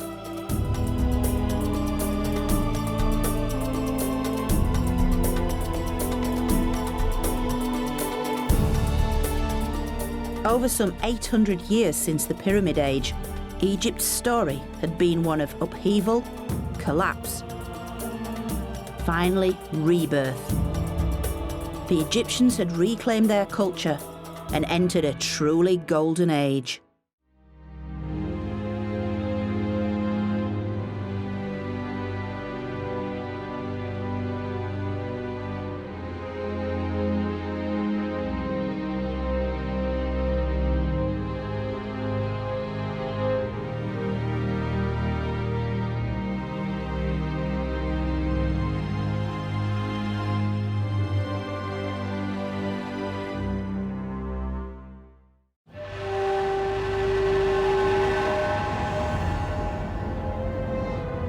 Hundreds of tons of stone to portray a mighty pharaoh.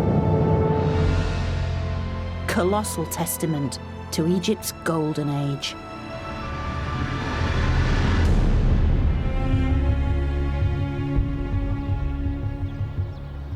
I think it's probably here at the feet of the Colossi of Memnon we get a real sense of who Amenhotep III was.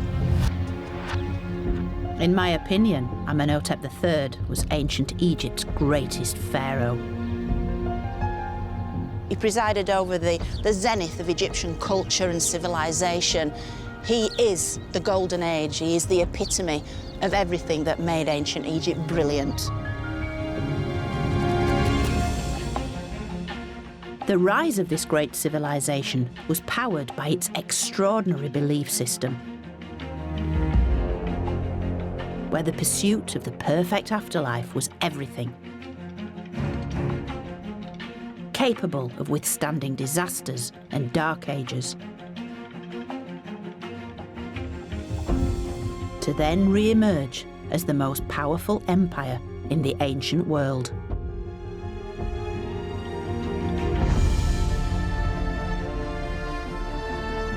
In this episode, I'm going to enter what I regard as Egypt's greatest era, the New Kingdom. Whoa, what an amazing chamber. A time of luxury, grand designs, and unparalleled splendour. Isn't this absolutely beautiful? But like all good things, it couldn't last forever. Egypt's powerful religion would prove to be its greatest weakness. And I'll discover how the priests became so rich, their power struggle with the crown destroyed the very unity of Egypt.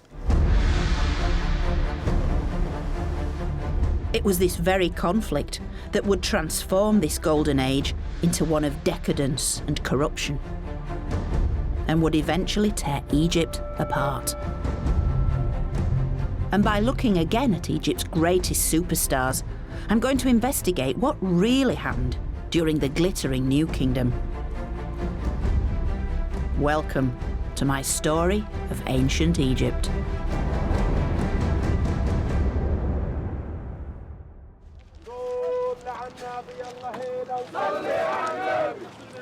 The New Kingdom, nearly 3,500 years ago, and the time of Amenhotep III, when Egypt's expression of power and belief reached new heights of enormity.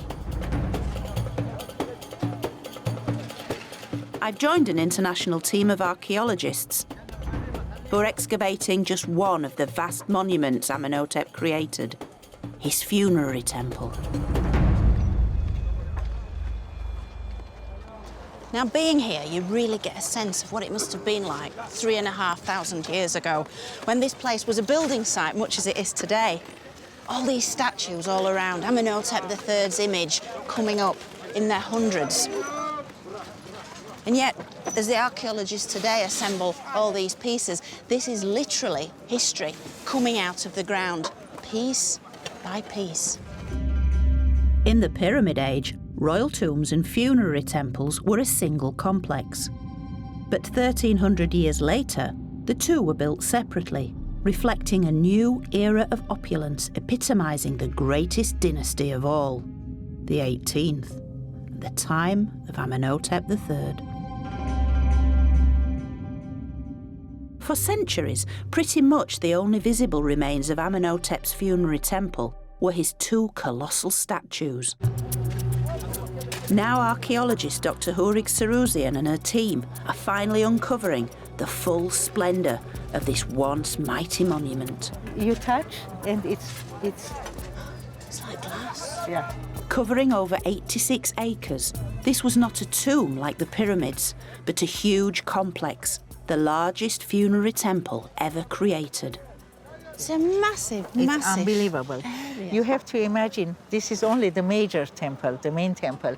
You have to imagine other temples, processional ways, Sphinx avenues, magazines, workshops, treasures, pools, gardens, priest house, administrative houses. All this was a big city in the capital. Overwhelming in size. This grand design was built as the place where his soul could be worshipped for eternity, while his mummified body was buried in the Valley of the Kings nearby. But during his lifetime, inside the temple, a permanent priesthood was employed, all ruled over by the Pharaoh. Amenhotep's massive statues flanked the temple's main entrance. Beyond them lay a second pair, and then a third. Amenhotep's image repeated throughout the temple complex.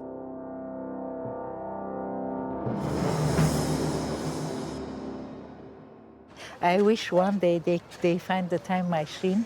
I go back. Can I come? I'll come with you. We may not have a time machine, but 15 years of work have begun to reveal some of the temple's former glories. Normally these would have been metres up in the air, but to actually engage, it's so very tactile, so very intimate, holding hands with the Pharaoh. This colossus from the temple's second gateway is flanked by one of the best preserved statues of Amenhotep's principal consort, Queen Ty, his great royal wife. Here standing, and by miracle having been saved by all the catastrophes which struck this temple. So he's protected her for centuries, really, hasn't he? Carved to be no bigger than Amenhotep's lower leg, Queen Ty's size served to exaggerate the pharaoh's superhuman status. These massive statues were more than a memorial, each worshipped to guarantee the immortality of the king's soul, the pharaoh as god. This is my great surprise to you. And Hourig has saved the very best till last. Holy Ras. Oh, flipping out.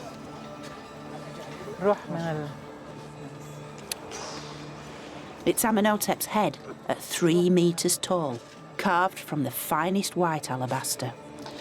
Oh, don't know what to say. Over the years, I've seen many of his portraits, but rarely one as stunning as this. Look at This is an absolutely amazing portrait, sculpted face of Imhotep himself. I've never seen anything like it. With hundreds of statues like this, Imhotep was multiplying the image of himself as Egypt's most powerful god, bringing light and life to the world.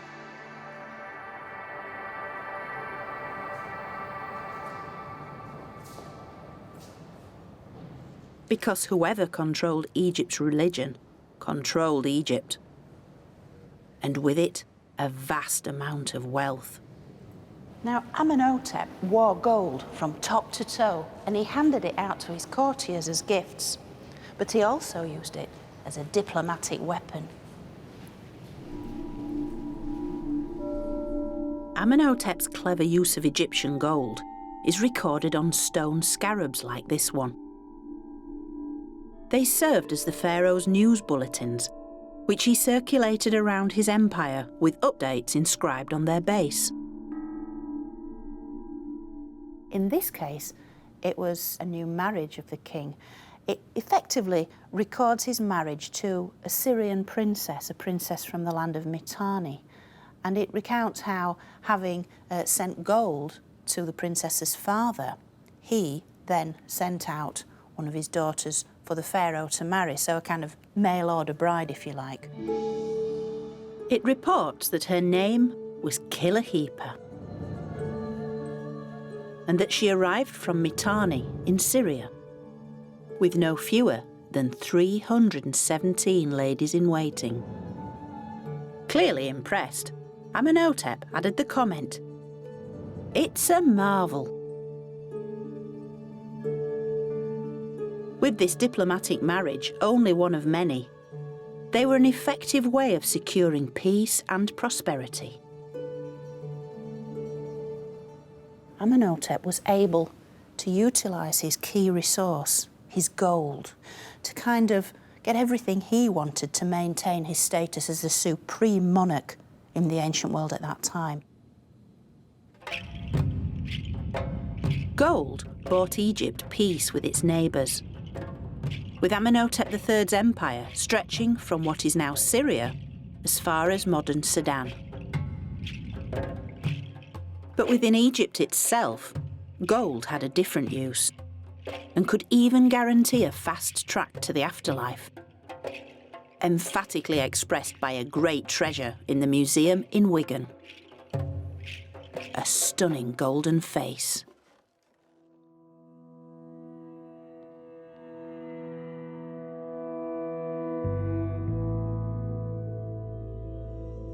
Originally part of a woman's coffin, her lifelike features were preserved to allow her soul to recognise her in the afterlife.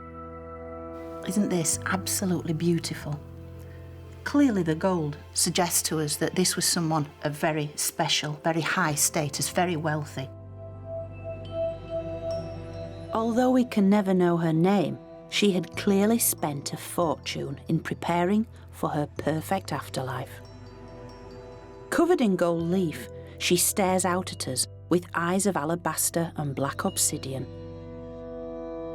We can really see into the world, into the thought patterns of the Egyptians themselves, because as stunning as this face is, it was simply buried in a tomb, literally buried in a hole in the ground, not for human eyes, but to be seen by the gods and the spirits of the dead with whom this woman wanted to join. And that's why her skin is gold, because the gods had golden skin, and she wanted to be recognised by them as one of their own, taken into their eternal care. For the Egyptians, it was a special pact between themselves and the gods that made their country, made their empire so very powerful, so very special.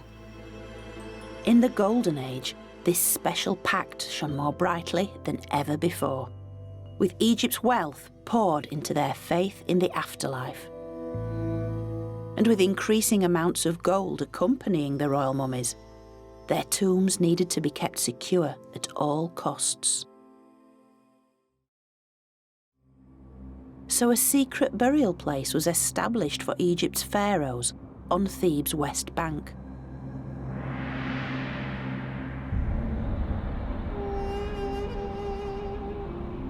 the Valley of the Kings.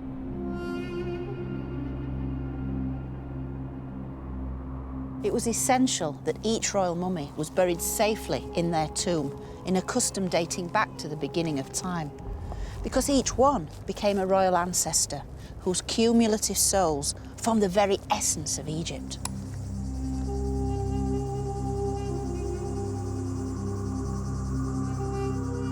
The royal tombs had been desecrated once before, breaking Egypt's spiritual link to its ancestors.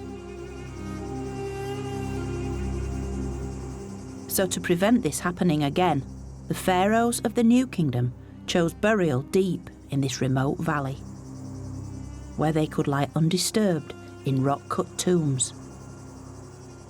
And this became Egypt's most sacred place.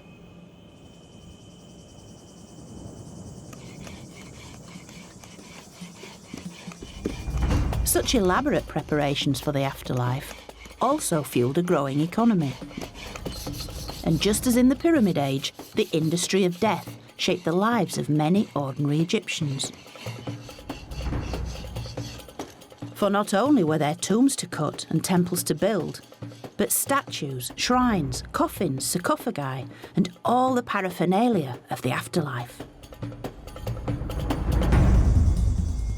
And with this came all the ingenuity of sourcing everything from alabaster to granite to gold. This is a copy of the world's earliest surviving geological map, dating from around 1150 BC and the reign of Ramses IV. This map is a guide to the stone quarries and gold mines of a 15-kilometre stretch of Egypt's eastern desert. It's almost as detailed as a modern geological map, with different colours for the different rock types. So, over here, these large areas of black are the sedimentary rocks. Back here, where it turns pink, these are the igneous rocks like granite. Other little features include areas of gold mining, and then throughout you have this very subtle speckling, and these are the areas of gravel.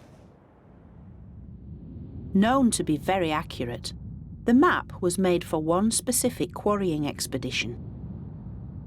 When 8,000 men were sent into a desert valley, 130 kilometres from Thebes, to mine stone for royal monuments.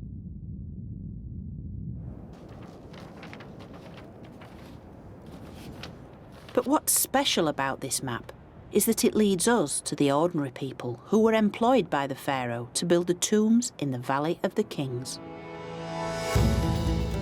It was discovered by archaeologists at the workers' village of Deir el-Medina, a purpose-built settlement to house the tomb builders, architects, artists and scribes, together with their families. This would have been a bustling place, its streets full of children playing, deliveries being made, and all the colours, sounds and smells of everyday life. It's one of the workers who lived here who made the map. Now we even know the identity of the map maker, the scribe Amennacht. His distinctive handwriting is well known from a range of other literary works, from poems to prayers, maps to tomb plans. And it's thanks to one particular little inscription with his name on that we even know where he lived. Amennacht lived here. This is the scribe's house.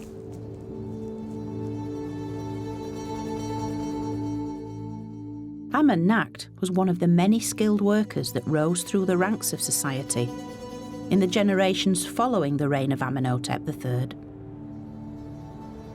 He became the head scribe of this entire village, so a very, very important man. And yet it's a very sad tale as well, because as he gets older, we know that his eyesight started to fail, because a prayer of his has survived in which he makes this very personal address to the local goddess Meret Sega, who lived at the top of the mountain up there. And he's imploring the goddess. He's saying, "My eyesight is failing. I see darkness by day." And for a scribe, for a consummate draftsman like Amennacht, how sad that would have been. Here, Amennacht praise to Meret Seger, both of them symbolically portrayed without their eyes. It's hard not to resist this image that as he got older and more infirm, he would have gone up the steps to the flat roof and with failing eyesight try to focus on the job in hand, trying to mix his paints, apply the lines and the words and so forth, and needing the full sun on a day like this just to get through the working day. But just like his predecessors who built the pyramids, Amennacht would have felt a sense of greater purpose. We can imagine him and his neighbours in Deir el-Medina working towards a single aim, creating the royal tomb. The New Kingdom pharaohs had created a new image for themselves, elaborate building schemes requiring new towns full of workers, a strong economy supporting an ever grander vision, both for this world and the next.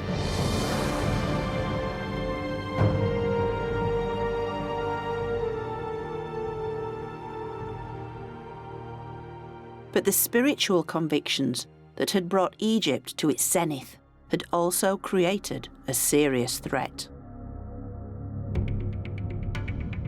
In the New Kingdom, much of the Egyptian state centred on Thebes.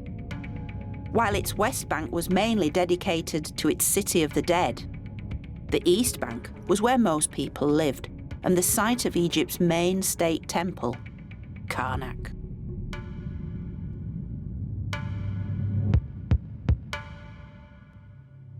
As Karnak was rapidly becoming the largest religious complex of the ancient world, its influence grew exponentially.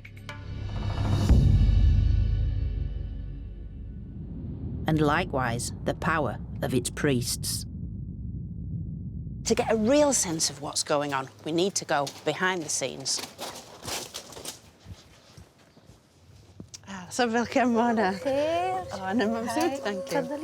I'm being allowed through an ancient passageway, once only accessible to Karnak's clergy. From the top, more, wonderful sign. It leads to the top of the temple's main gateway and gives a view of Karnak not many get to see.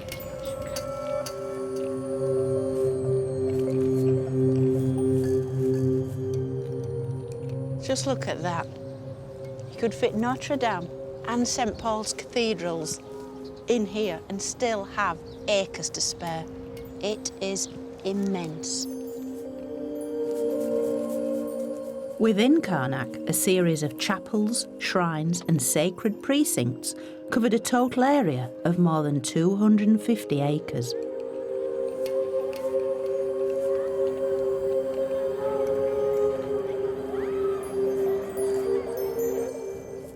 This was Egypt's religious heart for almost 2,000 years.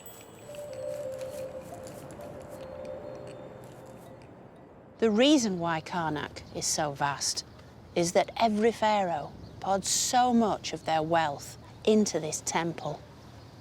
Their gold and their spoils of war all filled the temple's coffers. And each pharaoh also wanted to build their own halls, shrines and obelisks in an attempt to outdo their predecessors, and yet all to the greater glory of Karnak's chief god, Amun. Over the course of centuries, Amun had risen from a local Theban god to Egypt's state deity. And his worship was the engine that fueled the nation. So every pharaoh had to keep Amun content, offering him their wealth and tending to his every need.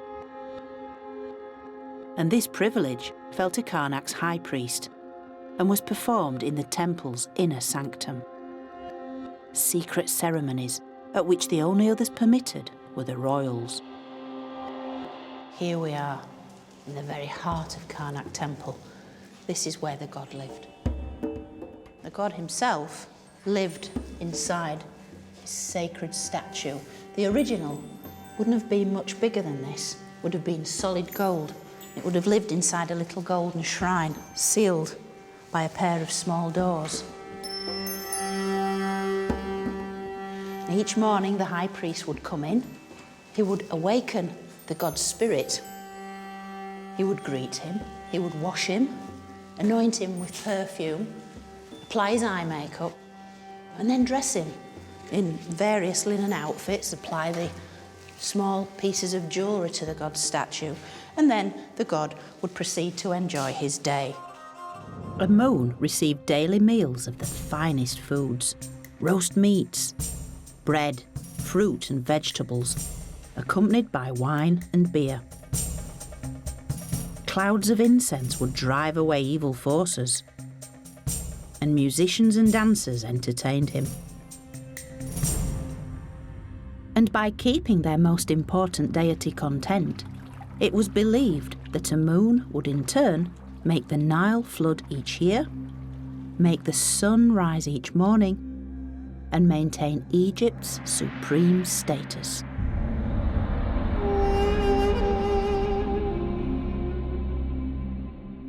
The high priest's direct access to Amun made them the greatest beneficiaries of Karnak's growing prosperity.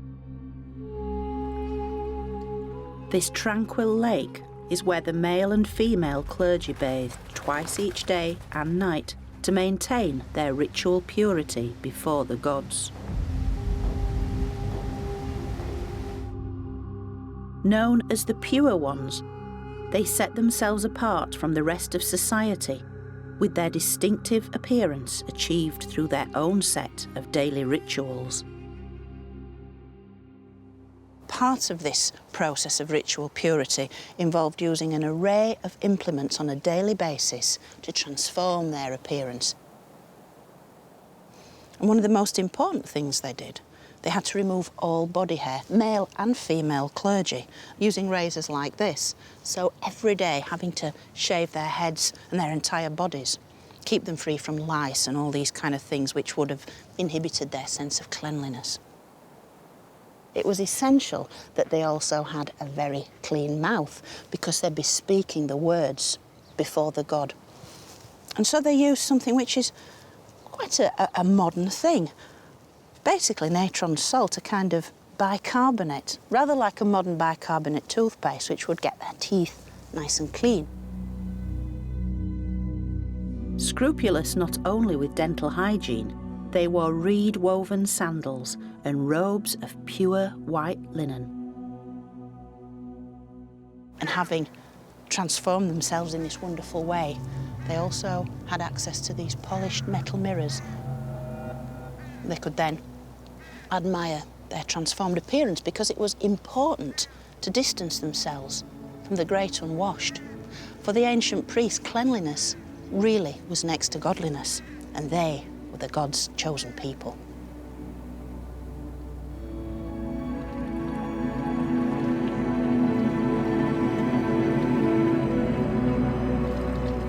As the wealth and power of Karnak's priests grew, their authority over Egypt began to rival that of the king.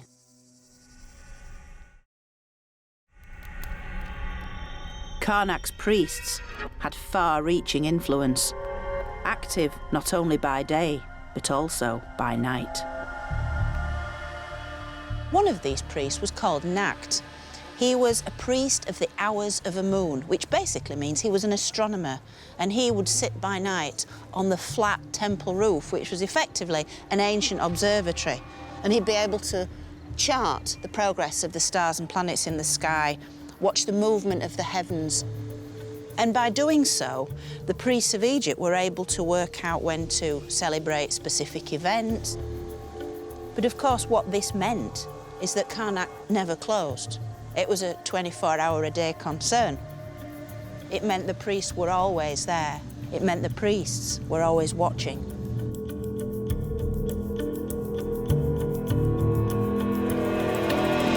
Fully aware of the potential threat posed by the Karnak clergy, Imhotep III employed his own relatives in the temple to guarantee their loyalty. But such subtle means of control were about to evaporate. Enter a new pharaoh, Akhenaten. Son and heir of Imhotep. But unlike his father, Akhenaten was no diplomat.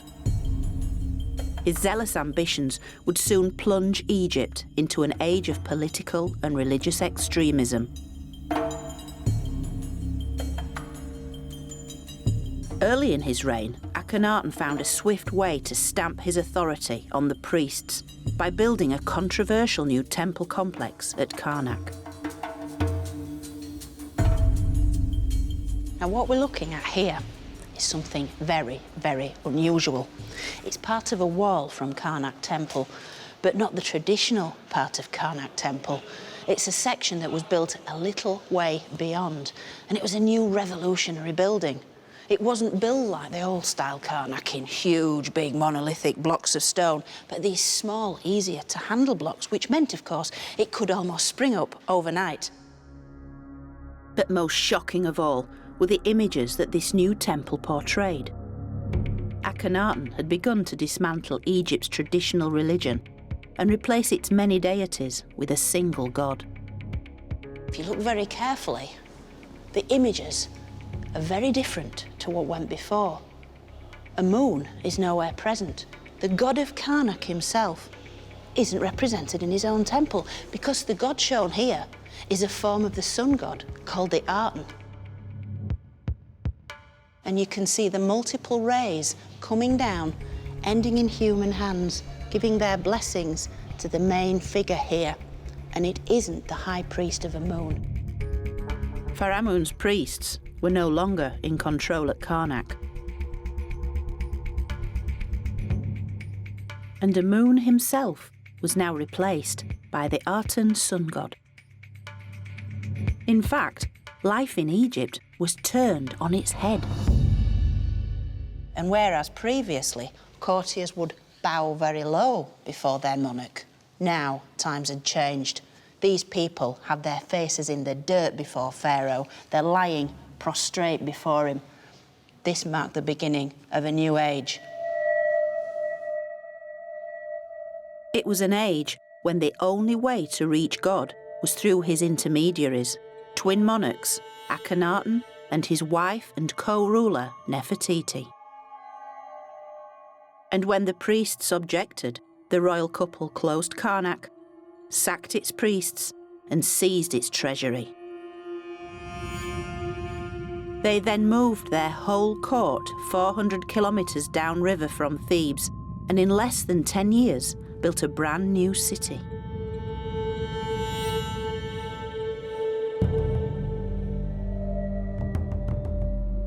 Known today as Amarna, its palaces, temples and tombs were filled with images of the Aten, the sun disk god. Gone were the multiplicity of gods to worship. Now it was the sun that was celebrated each day with hymns, prayers and offerings presented on a truly lavish scale.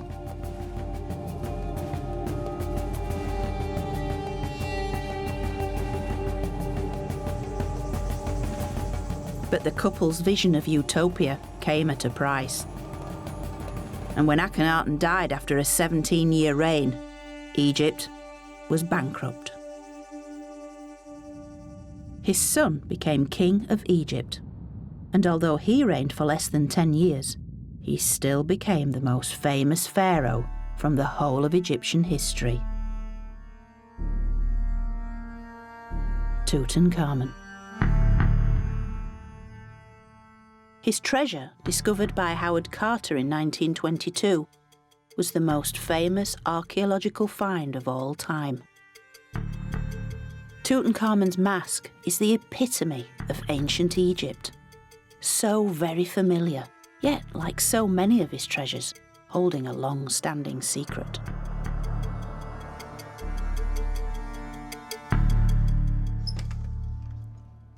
I've come to Oxford University's Griffith Institute to examine the most detailed records of his burial.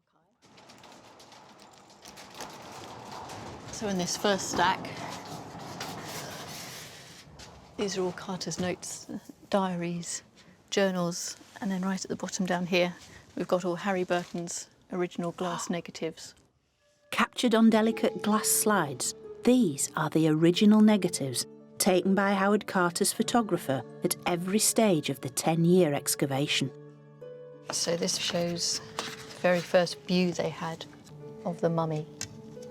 They reveal Tutankhamun's burial in a way not usually seen, for this is the linen shroud over his third innermost coffin.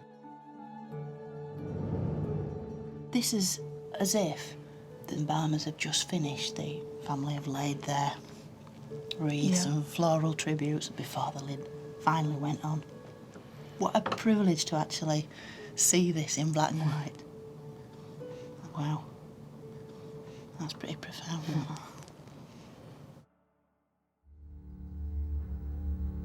For all his fabled wealth, Tutankhamun was, in life, a fairly insignificant pharaoh. But his premature death, after only a decade as king, offered Karnak's priests the perfect opportunity to obliterate all trace of Akhenaten, Nefertiti, and the Amarna period. And these wonderful photos of his burial treasure reveal how they did it.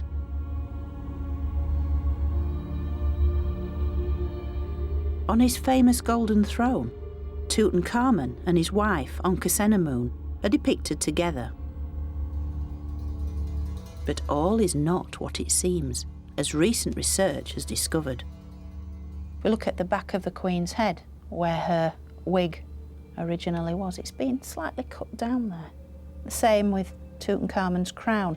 A new crown has been added here. So it's little things like this, because headgear, regalia, was crucial in identifying these royal individuals. By altering the images, the throne had been customised for Tutankhamun. But the biggest giveaway as to whom this once belonged is in the deity that looms large above the king and queen. So although Amun is also named on this throne, it's the art and sun disk that does take centre stage and really does cement this piece as a royal throne from the Amarna age. So it seems that the two figures once believed to be Tutankhamun and his wife were originally Akhenaten and Nefertiti. Another clue comes from the most famous artefact from ancient history, the golden mask of Tutankhamun. Or is it? Recent research has zoned in on one long overlooked feature, and that is the decidedly pierced ears, because it's been suggested that this mask was originally made for someone else. The research suggests that Tutankhamun wouldn't have worn earrings beyond childhood, so by the age of 20, when he died, he would not have been portrayed with pierced ears. This mask was not made for an adult male pharaoh. Indeed, when the gold has been compared, the face is made of completely different gold to the rest. Evidence of soldering is clearly visible on the mask.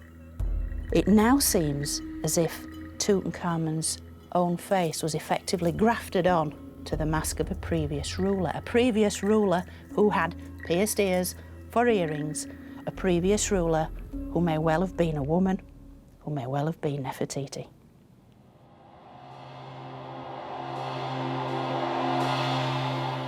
In fact, it's estimated that around 80% of the objects found in Tutankhamun's tomb originally belonged to either Akhenaten or Nefertiti. And with all of it dumped together like this, it was a kind of spiritual decluttering. As far as the priests were concerned, all this was tainted gold, and so the burial of Tutankhamun was the perfect opportunity to bury the unwanted past forever.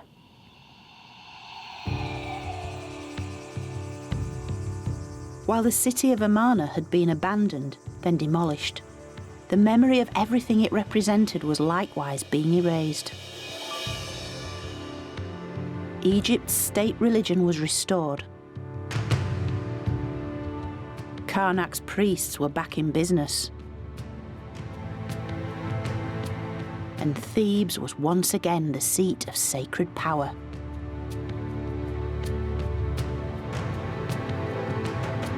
And now the next dynasty of the new kingdom was in control.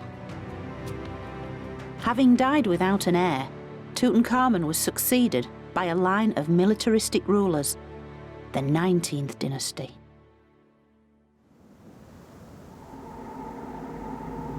With no direct royal ancestry, the new dynasty needed to reconnect with Egypt's illustrious past, so it reinstated traditional beliefs in a renaissance led by one of its most influential rulers, Seti I. His tomb in the Valley of the Kings is the largest pharaoh's tomb ever created here. Currently closed to the public, I've been given special permission to explore this labyrinthine treasure. The tomb's inviting us down, further down into the underworld, and it's just drawing us into the darkness. It's a really, really deep tomb, this. It's 174 metres of corridors and chambers, all chiselled out by hand. And covered from floor to ceiling in some truly spectacular scenes.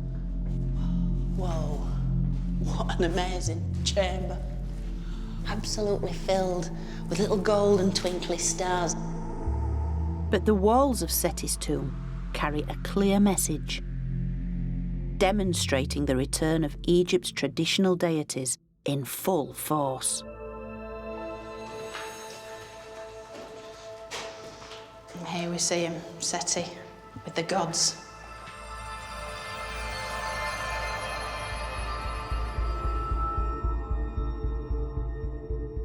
This is a brilliant chamber. It's repeated images of the pharaoh Seti with the gods. The gods are back, and he's keen to show that. And so we see him here with Anubis, the elegant black jackal god of embalming and the dead. Here, Seti is making offerings to Hathor, the maternal goddess of love who takes all dead souls into her care. And Horus, the god of kingship, wearing the joint crowns of Upper and Lower Egypt. Then Seti makes the strongest connection with Egypt's past in the portrayal of the ultimate deity in the tomb, Osiris, god of the underworld. He represents every single pharaoh that's gone before Seti. He represents the accumulated powers of the royal ancestors, and Seti is keen to show himself in the company of Osiris. He's tapping in to that greatness that made Egypt such a strong nation. Every image, every hieroglyph in Seti's tomb harks back to the golden age of Amenhotep III. And continuing with this golden legacy, Seti's reign was a true renaissance of art and culture, with the ultimate jewel in his tomb, his burial chamber. That is absolutely superb. This is really incredible. It's taking that nighttime sky motif and really, really running with it. This is the night sky as seen through the eyes of the astronomer priests. And this is where the royal mummy would have lain in its alabaster sarcophagus, allowing Seti's mummy, Seti's soul, to look up at this spectacular ceiling.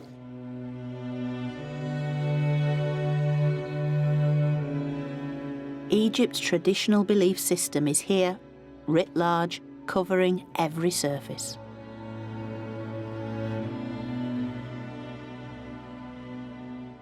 Egypt was back. Seti had brought back the days of glory. It's as if the Amarna period had never been. And for the average man and woman in the street, that was a wonderful thing, because order had been restored. Chaos had been brushed away, and everything was all right with their world.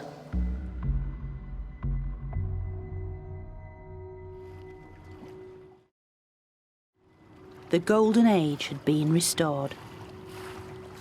But not just for the larger-than-life pharaohs with their glorious tombs and vast monuments, but for the majority of Egypt's population too.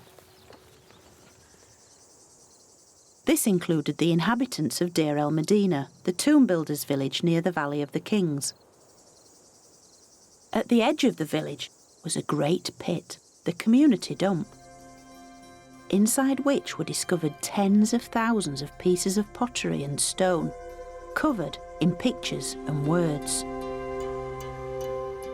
Written in hieratic script, a kind of hieroglyphic shorthand, these are the ancient Egyptian equivalent of post-it notes, shopping lists and text messages.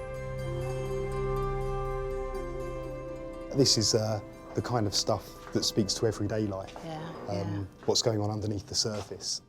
With the help of hieratic expert Dr. Glenn Goddenhoe, we can catch a glimpse of this intimate world, far away from kings and gods. Which is your favourite amongst these ones? I always go to this one.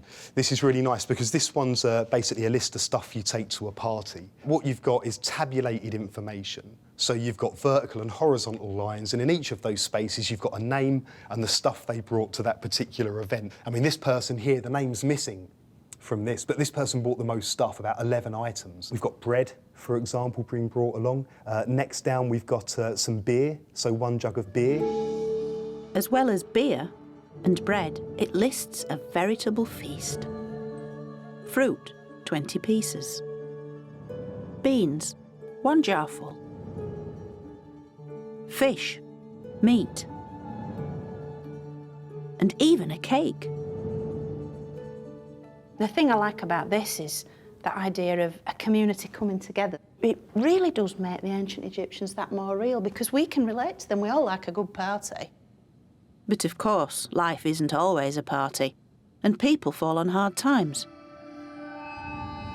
This fragment begins with a story of a breakup. Hesisu-Nebef divorced the Lady Hel. And then it goes on to record a heartwarming story of support from its anonymous author. He seems to have wanted to look after this Lady Hel. And so the text goes on, and it says that the author of this spent 3 years giving 1 measure of emmer wheat to Hel every month. But it doesn't end there. So she gives to the author here a sash, so a piece of clothing. And she says in this line here to offer it at the riverbank. The riverbank is where the market was, right? And she says that she'd like 1 measure of emmer wheat for it. But no one wanted it.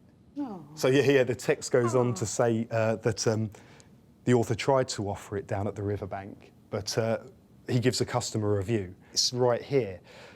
1 word, bean, which means bad. Oh, yeah, so really it wasn't sad. even worth 1 measure of emmer. So that is sad, but the author's such a good egg that he says that he buys it off of her for well over the market value of this thing that wasn't even worth 1 measure in the first place anyway. Nice guy. Pity we don't know his name. Yeah, it's a real shame. It's a real shame. But at least we have his words. One of the many voices from Deir el-Medina which still speak to us across 3,000 years of history, telling us of the highs and lows of lives familiar to us even today. For most people, the New Kingdom had been an age of plenty. But it wasn't to last. The golden era of wealthy pharaohs was becoming ever more superficial.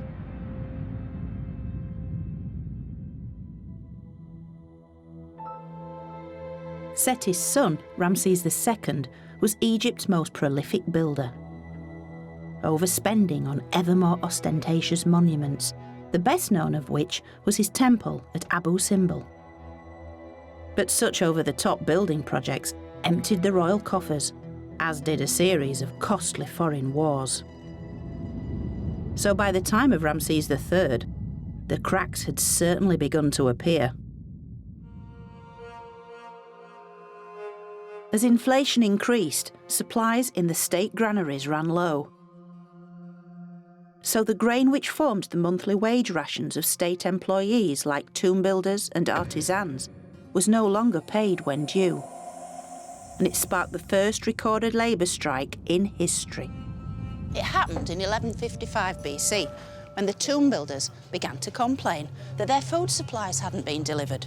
And when it happened again the following month, they simply downed tools, marched to the nearest temple, and shouted, "We are hungry."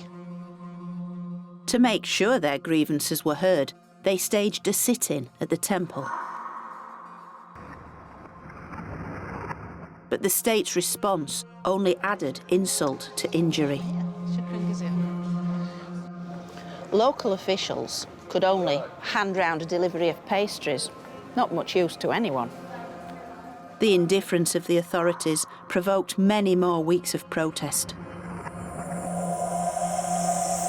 Their grievances only increased, and soon the striking workers had taken to shouting out at passing authority figures, including the mayor. The workers were finally fobbed off with enough supplies to shut them up in time for the Pharaoh's Jubilee celebration to pass by, unhindered by trouble. But the striking workers had highlighted the waning power of the monarchy. With the Pharaoh now served by an increasingly inefficient and corrupt bureaucracy, the glorious bubble of royal extravagance finally burst. And the Pharaoh's rivals were waiting in the wings.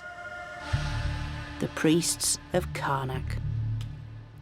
Having grown powerful through the revenues given to the gods they served, the writing for the royals was quite literally on the wall. And you can see what I mean in this little-known part of Karnak Temple.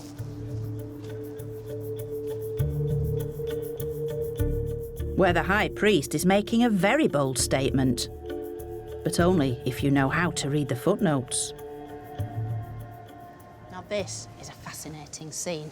We have the Pharaoh, Ramses IX, and he's facing his high priest shown here. But there's something extraordinary about this scene, because for the first time, the Pharaoh and the priest are shown on exactly the same scale. They are the same height. That's why the priest is looking so pleased. He has his arms raised as if in triumph, because these guys are so clever. They've actually got the Pharaoh standing on a box. So he's a fraction higher, and yet in reality, they're the same height. This really shows that the priests are in power. They're basically saying to the king, we are the same size as you. Therefore, we are as important as you are.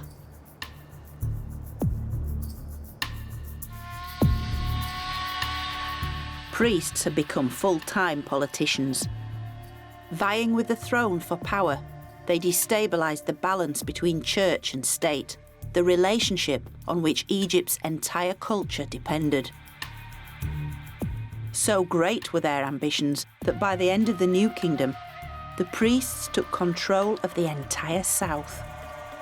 And with the Pharaoh ruling only the north, the country was split into its two ancient halves. But even worse was to come.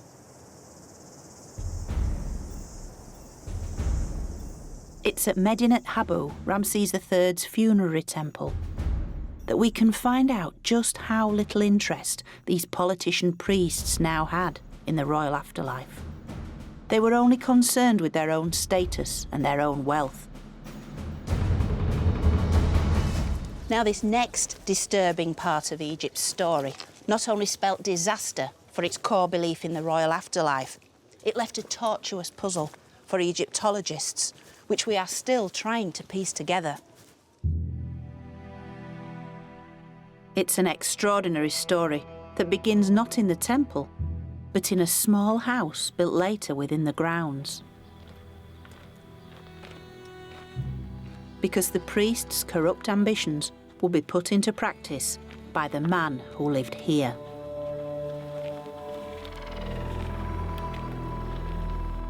His name was Tutankhamun, and as necropolis scribe, he worked in the nearby Valley of the Kings. This is the man himself, Tutankhamun, with his shaven head, his starched kilt, his arms raised in prayer. He's praying to the great god of Thebes, Amun himself. Although Tutankhamun's story doesn't quite live up to this image of piety. Because it was here that he received a letter of instruction from his boss, the high priest of Karnak. This is a copy of that letter, and its contents are mind-blowing because the high priest is telling Tutankhamun, go and perform for me a task on which you've never before embarked. Uncover a tomb among the ancient tombs and preserve its sealed door until I return. And although this language is quite euphemistic and cryptic, both the sender and recipient knew exactly what it meant, and it would have a profound impact on Egypt. Tutankhamun had been promoted. His new title was Opener of the Gates of the Necropolis. So he and his men set out for the Valley of the Kings, taking with them tools and bundles of linen. Their mission, nothing less than the systematic dismantling of the royal cemetery in search of gold. It was an order to accumulate wealth.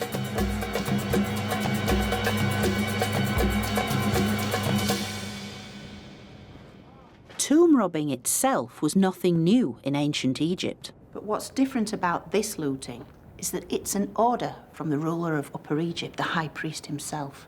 This is looting sanctioned by the state.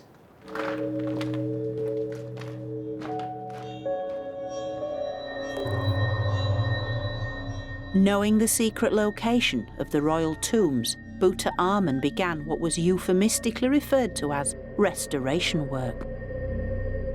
The final taboo was about to be broken. So, Tutankhamun and his men set to work. They break open the seal of every royal tomb. They move the lid of the sarcophagus, take out the royal mummy in its nest of gold coffins, and proceed to unwrap each one. Next, they strip them of anything of value: gold masks, jewellery, and amulets, all taken for the temple treasury. As for the mummies, they're rewrapped in fresh linen and all buried together. For the cash-strapped priests, these royal tombs were no longer inviolable, but little more than a series of dead bodies resting amidst the gold they needed to achieve their political aims. So for 20 years, this very tomb became one of Tutankhamun's rewrapping workshops, where archaeologists found fragments of the gold prized from royal coffins, traces of the lost treasures of numerous pharaohs.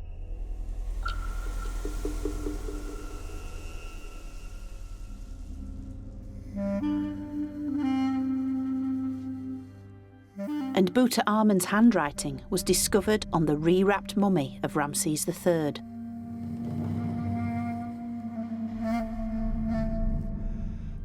With no regard for the sacred, even the great Pharaoh Imhotep III ended up repackaged in the coffin of Ramses III, covered with the ill-fitting lid of Seti II.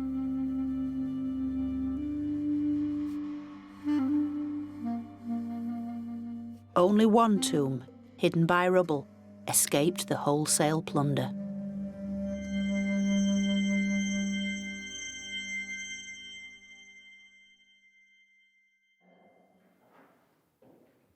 Yet the ultimate violation of ancient Egypt's soul was now complete. Clearly, the priest-kings of Karnak had got what they'd always wanted: absolute power. No longer interested in the royal ancestors, who were simply a source of revenue to be robbed and discarded. The devout had become cynical, and the royal afterlife, nothing more than an illusion.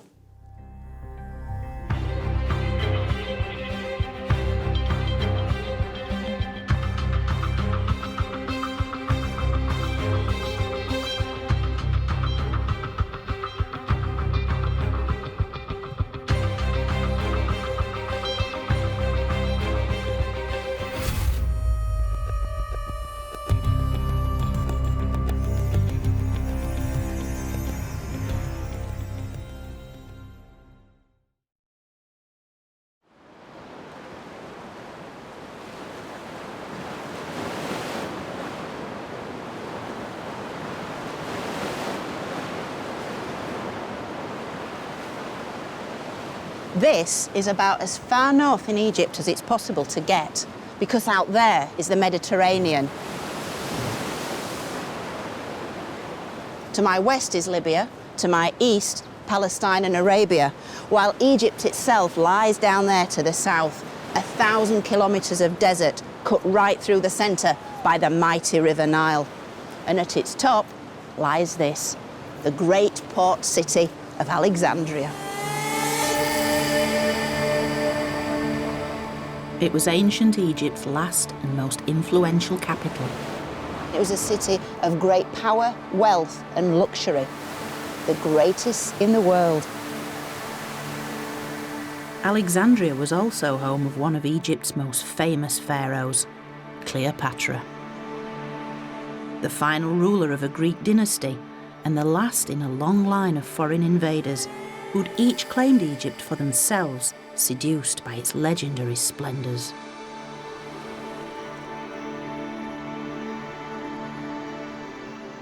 By now, the pyramids were already thousands of years old.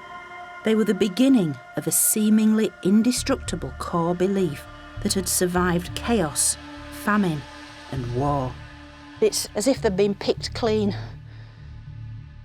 A belief that would shine even more brightly in its fabled golden age, whose temples, tombs and glittering treasures had made Egypt an irresistible temptation.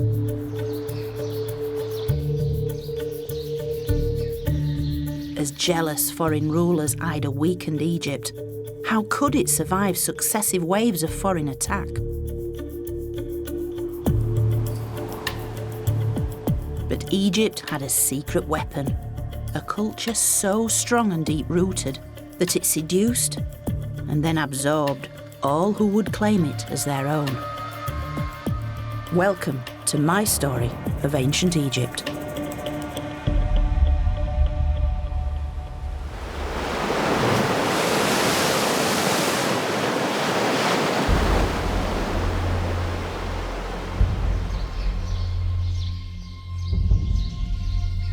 Throughout the first millennium BC, Egypt faced wave after wave of foreign invaders.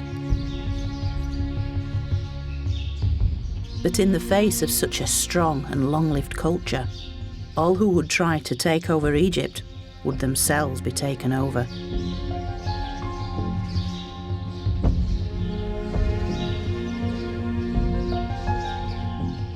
Almost 1,000 years before Cleopatra, Egypt had entered its third intermediate period, a time of political decline and vulnerability.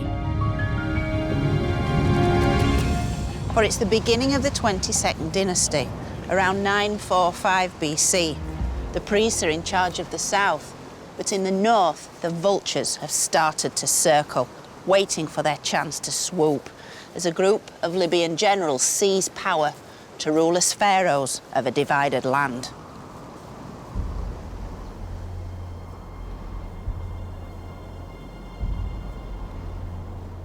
In many ways, Egypt's waning power had been triggered by a loss of faith. When the authority of the New Kingdom pharaohs had begun to crumble, Egypt's once pious priests had helped loot the royal tombs in the Valley of the Kings, systematically dismantling Egypt's previously unshakable belief in the afterlife.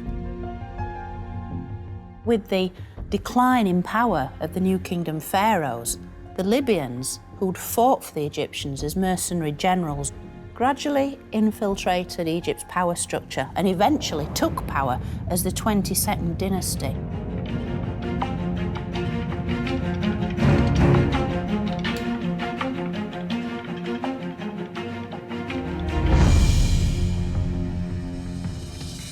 The first king of the 22nd dynasty, Sheshonq, had a number of sons who helped him keep control of Egypt, one of whom was called Nimlot, and these are the bracelets of Prince Nimlot.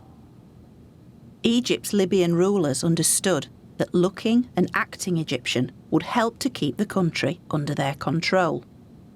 These beautiful bracelets are just a tiny fraction of the golden treasures created for Egypt's Libyan royals, who on the surface at least upheld many of Egypt's most sacred traditions. They are portraying the very small figure of the god Horus, who symbolised Egyptian kingship, shown as a young child emerging from a lotus blossom. And on either side is protected by the rearing cobras, the royal uraeus symbol. Yet in some ways, these images are simply window dressing, lip service to ancient Egyptian traditions in order to claim a greater prize. For the Libyans had organised nothing less than the state-sponsored plundering of Egypt's royal tombs. They were so transfixed by the wealth, by the gold, by the bling of ancient Egypt. They wanted it for themselves, and over their several centuries' rule, while they appeared to look like pharaohs and to rule as pharaohs, Egypt never feels to have been a cohesive, united kingdom. They weren't Egyptians at heart, and that's really what mattered. In many ways, Libyan rule was destined to fail, because even if they were militarily superior, their adoption of Egyptian culture was at best superficial and was insufficient to unite the country. In the north, the squabbling Libyan elite fought amongst themselves, while in the south, the Egyptian priesthood, including yet more Libyan princes, still clung to power. A fragmented Egypt was easy pickings for any would-be invader. Egypt needed a regime that could reconnect with its most powerful asset, its history. And by 747 BC, that's what happened, when the Kushite rulers of Nubia made a direct spiritual connection with Egypt's glorious past. Now, the Kushites were Egypt's southern neighbours in Nubia. And from time immemorial, they and the Egyptians had kind of battled around the sort of southern border of Egypt. By the 8th century BC, however, the Kushites had the upper hand. They were fervent believers in Egypt's traditional gods, in some ways making them more Egyptian than the Egyptians.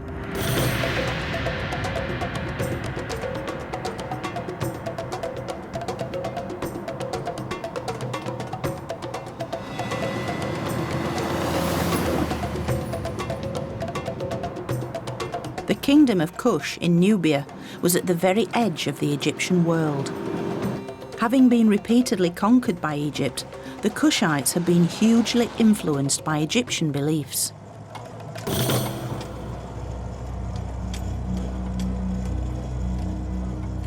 Beliefs that centred on this great sandstone mountain, Jebel Barkal. For centuries, it had been regarded as the mythical mound of creation.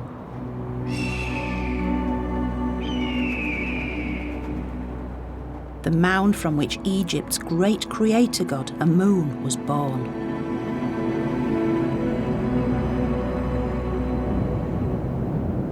Here is the holy mountain. This is where the god lived in his primeval form. Dr. Tim Kendall has spent almost 30 years working at the site. Being at the southern limit of the empire, it was where the Nile began, where fertility began, and so it had to be the place where creation began. So this was they imagined this as the birthplace of the god Amun. And so this was the primeval Karnak. When the New Kingdom pharaohs had arrived here in 1500 BC, they built this temple and dedicated it to Amun and his wife, the goddess Mut. And when the Egyptians withdrew from Nubia some 400 years later, the native Kushites continued to honour the sacred mountain and Egypt's spiritual traditions. As the Kushite kings gained increasing military power, they also claimed Egypt for themselves. So when King Pi led a Kushite invasion of Egypt in 747 BC, he didn't plunder or destroy, but restored and rebuilt, and founded Egypt's 25th dynasty.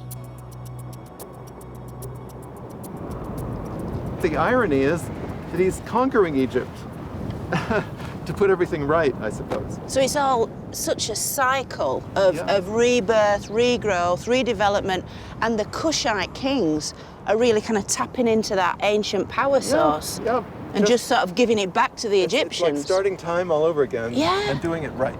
So they had that same sense of history and continuity as the Egyptians. They are the natural successors of the 18th dynasty kings. Fueled by a genuine desire to make their own mark in Egypt's long story, the Kushites began to rebuild Egypt here in their Nubian heartland. King Pi expanded the existing temple of Amun at Jebel Barkal to balance the original Great Temple of Karnak in Egyptian Thebes. But while the Kushites had absorbed the culture of Egypt, they still had their roots here in Africa. This cultural fusion is quite clearly expressed in this extraordinary representation of the Egyptian goddess Mut. The face of the goddess Mut has tribal scars. And look, we'll see if it shows with this light. You see the 3 lines of her face? So this is an Egyptian goddess with a Nubian makeover? Yeah, she was a goddess of Nubia, and it was appropriate for Nubians to have tribal scars. So this is a very, very graphic version of the way in which local Nubians were making the traditional deities of Egypt their own, physically marking them. It's as if she's been stamped as a Nubian. Yep. How incredible. This is such a land of surprises. That is beautiful.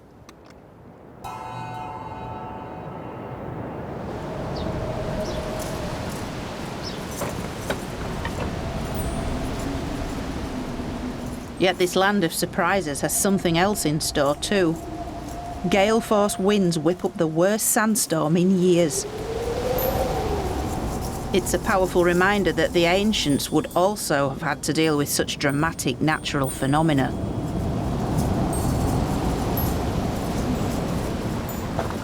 You can certainly taste the grapes in your teeth. The ancients would have tackled this using spells, rituals. They would also have made extra offerings to specific deities, most notably Osiris's brother, god Seth, the god of turbulence, the god of storms, the god of red-headed individuals who was seen as somewhat turbulent too. Can't imagine why.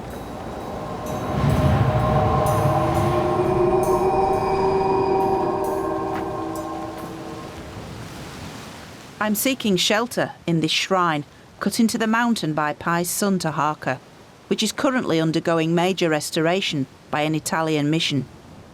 It apparently reveals graphic evidence of Egypt's continuing powerful influence.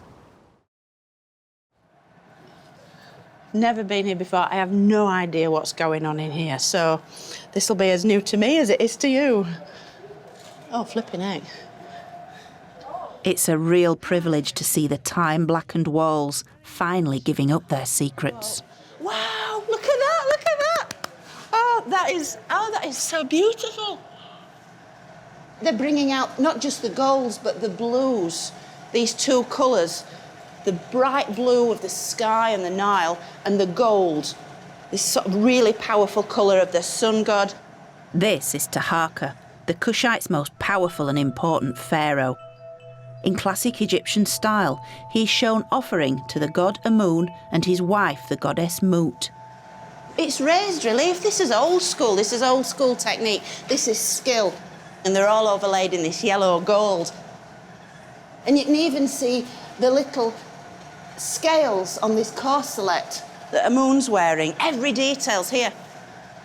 It's fabulous. It's like Christmas morning, this. This is just extraordinary. Just look for yourselves. Just look. Look at their faces. Look at their eyes. This wall truly exemplifies Egypt's ancient magic, as those who try to conquer it end up being seduced by it and then become a part of it.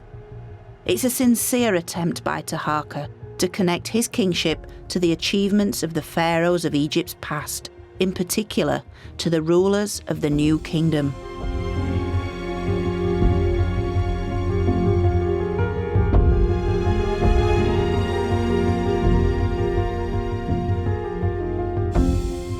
So although history records that Taharqa conquered Egypt, this scene reveals it's actually Egypt that conquered Taharqa. It's as if the Egyptian identity will always win out, no matter what. So much so that Taharqa is even shown with the ram's horns of Amun, identifying him as the son of Egypt's god of gods. These were worn by Imhotep III in Luxor Temple in the 18th dynasty. They were later worn by the great Alexander to show he too was the son of Amun. And here we have Taharqa in all his finery, in all his splendour.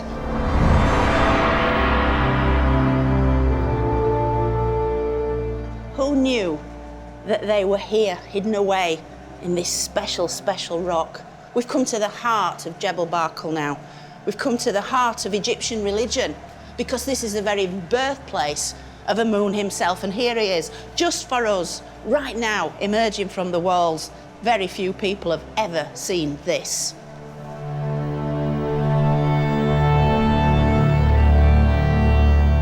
Here inside the temple, where only the most pious were allowed, Taharqa is shown in deference to Egypt's most powerful god.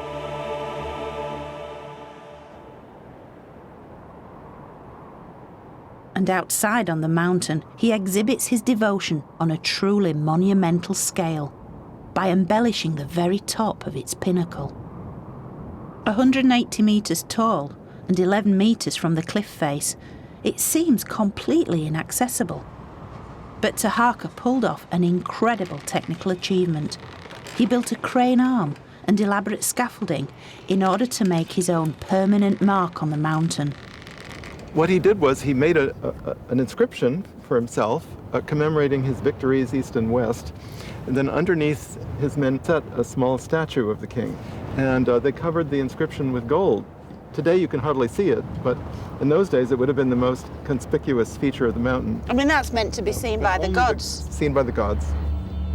Of course, no mortal eye could read this from the ground, but that wasn't the point. This was a message to the gods carved on a monument built to impress. Completely covered in gold, it reflected the sun's rays, and it acted like a giant billboard as it telegraphed Taharqa's message for miles around. And this again harked back to Egypt's past, when previous pharaohs had placed gilded capstones on their pyramids and obelisks to harness the potent powers of the sun. Just to the east of Jebel Barkal lies the necropolis of Nuri, where the Kushite king's transformation into Egyptian pharaohs was finally completed. For the dynasty who'd invaded Egypt were now copying Egypt's ultimate symbol. And for the first time in over 1,000 years, the kings who ruled Egypt were buried in pyramids.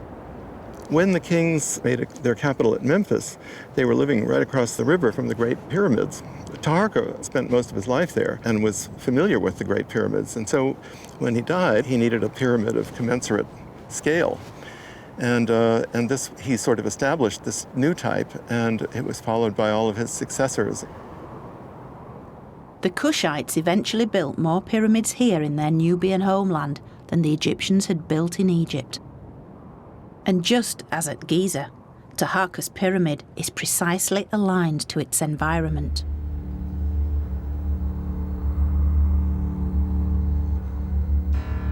For on the exact day when the Nile flood begins to recede, the sun sets just like this, directly behind the Jebel Barkal pinnacle.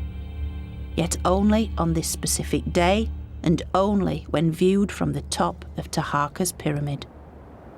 That is totally impressive. Not just a skill, a feat of engineering, but such devotion to the gods. Gods, observing nature. Yeah. I mean, it would take a huge amount of observation to get the position just right, to get the day just right. Surrounded by these pyramids, the images of Amun and Mut and their monumental temples, it's easy to forget that the Kushites were actually a foreign power who'd taken Egypt by force. Yet it's almost as if Egypt was taunting its invaders. While you may try and dominate our land, our culture will ultimately dominate you. And as such, the Kushites left a legacy of renewal and resurrection. But like all Egypt's conquerors, the Kushites' moment in the sun was fleeting, for their 25th dynasty lasted but a century as a far more ruthless and ambitious power now invaded.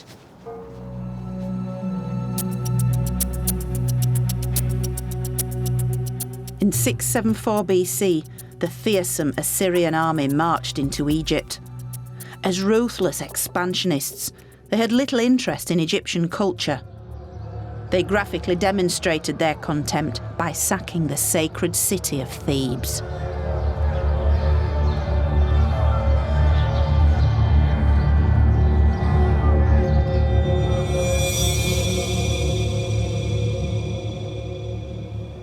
The Assyrians, unlike the Egyptians, they're interested in expanding their empire and really taking over other parts of the world, and they do that by violence.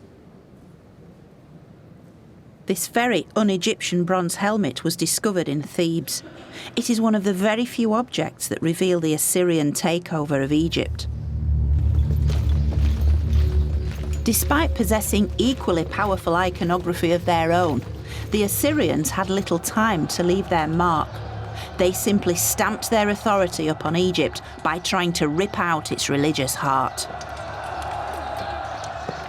This holy complex, this really huge sacred space, had never been attacked in Egyptian history. And so for a mob to damage the temple, to damage statues perhaps, to damage precious things would really have been absolute anathema to the Egyptians. What's really striking is it's obviously not an Egyptian item, but the Egyptians didn't even wear helmets, did they? They relied on their thick hair, didn't they? Yeah. So for me, it really evokes a completely alien image.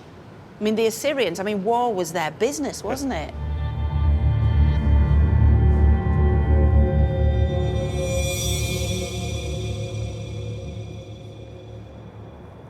With their sophisticated weapons and armour, the Assyrians were a war machine whose unstoppable progress seemed to spell disaster for Egypt. Yet after little more than 20 years, the Assyrians returned east to tackle problems at home, leaving vassals in charge of Egypt. Based at the delta city of Sais, these were the Saite kings, shrewd Egyptian politicians who first appeared to serve their Assyrian masters, but soon became strong enough to declare their independence. Egypt was now back in Egyptian hands. The Saites instigated a spectacular renaissance in native culture, at the heart of which lay Egypt's most powerful symbol of national identity, mummification. But no longer limited to humans, there was an explosion of animal mummification. Everything from dogs, cats, crocodiles, ibis, and even tiny shrews. The ancient Egyptians had always mummified their dead, both human and animal. And with the Saites, we can almost see it as a way of the Saite kings trying to declare, we are Egypt, we are important, this is what makes us special. No one else in the ancient world could mummify like the Egyptians, and so they rolled it out a millionfold. With animals specifically bred for mummification and then sold as offerings at temples, the Saites had reinvigorated Egypt's oldest industry. Death was once again big business.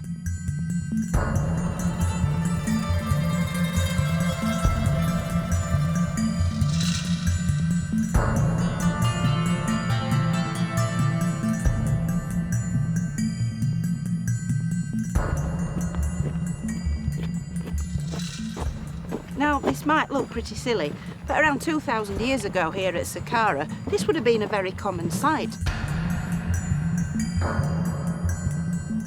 This place would have been packed with pilgrims, with priests making animal mummies, and they'd be trundling the mummies across the landscape in carts like this one.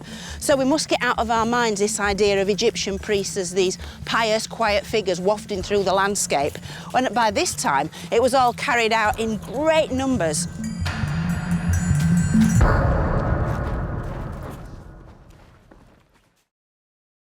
And it was Egypt's endless ability to reinterpret its core beliefs that was the key to its longevity. For millennia, the Egyptians had believed that the Pharaoh was a living god who embodied the soul of Egypt. When the king died, their soul lived on in their mummified body, which must be kept safe to guarantee the continuity of Egypt. So they'd always buried their rulers in the safety of pyramids or elaborate rock-cut tombs.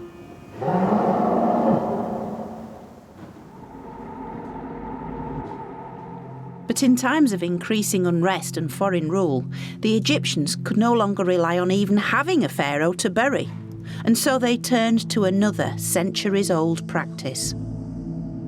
The Serapeum at Saqqara is a huge subterranean tomb complex in which the concepts of kingship and animal mummification were fused together.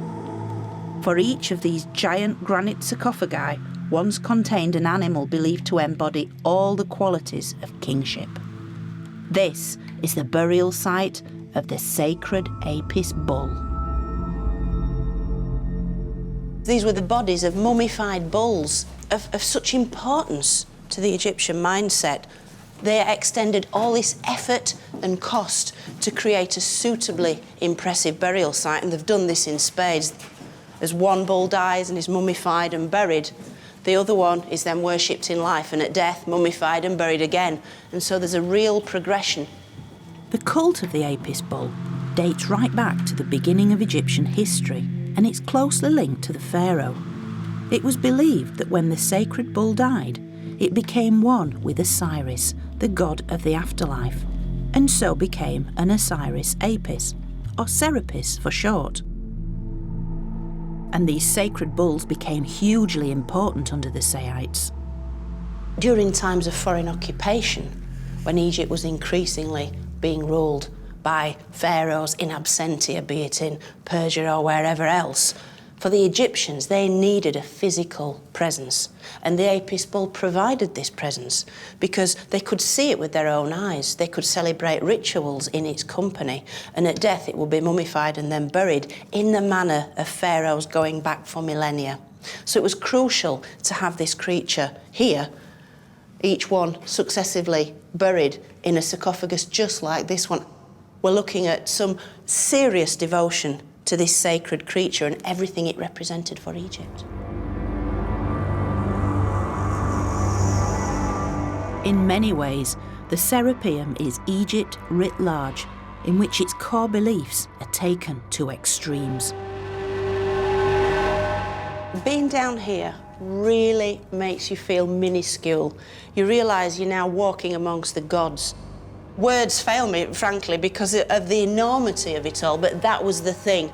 That was the skill of the Egyptians. They batter you over the head with this idea of the colossal, the monumental, the spectacular.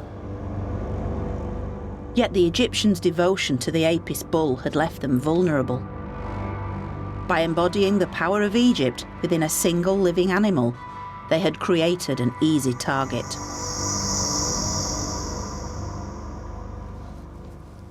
Given the Apis bull's divine status, harming it would have been completely unthinkable. But when the Persian king Cambyses invaded Egypt, he had other plans.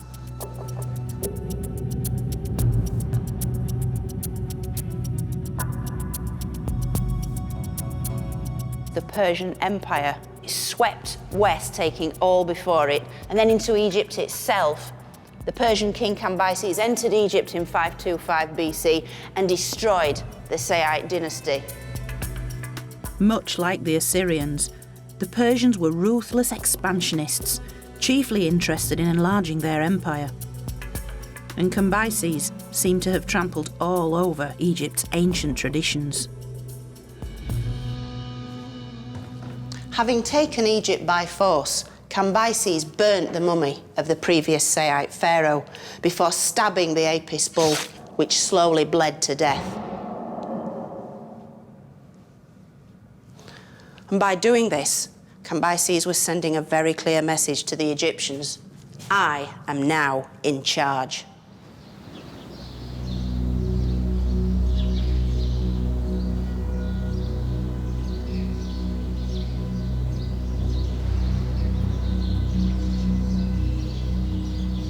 For the next 200 years, the Egyptians were little more than the heavily taxed servants of the Persian Empire, and with all attempts at rebellion met with extreme retaliation, Egypt needed a saviour, an outsider who could be transformed by Egypt's powerful ideology, and in return could transform Egypt.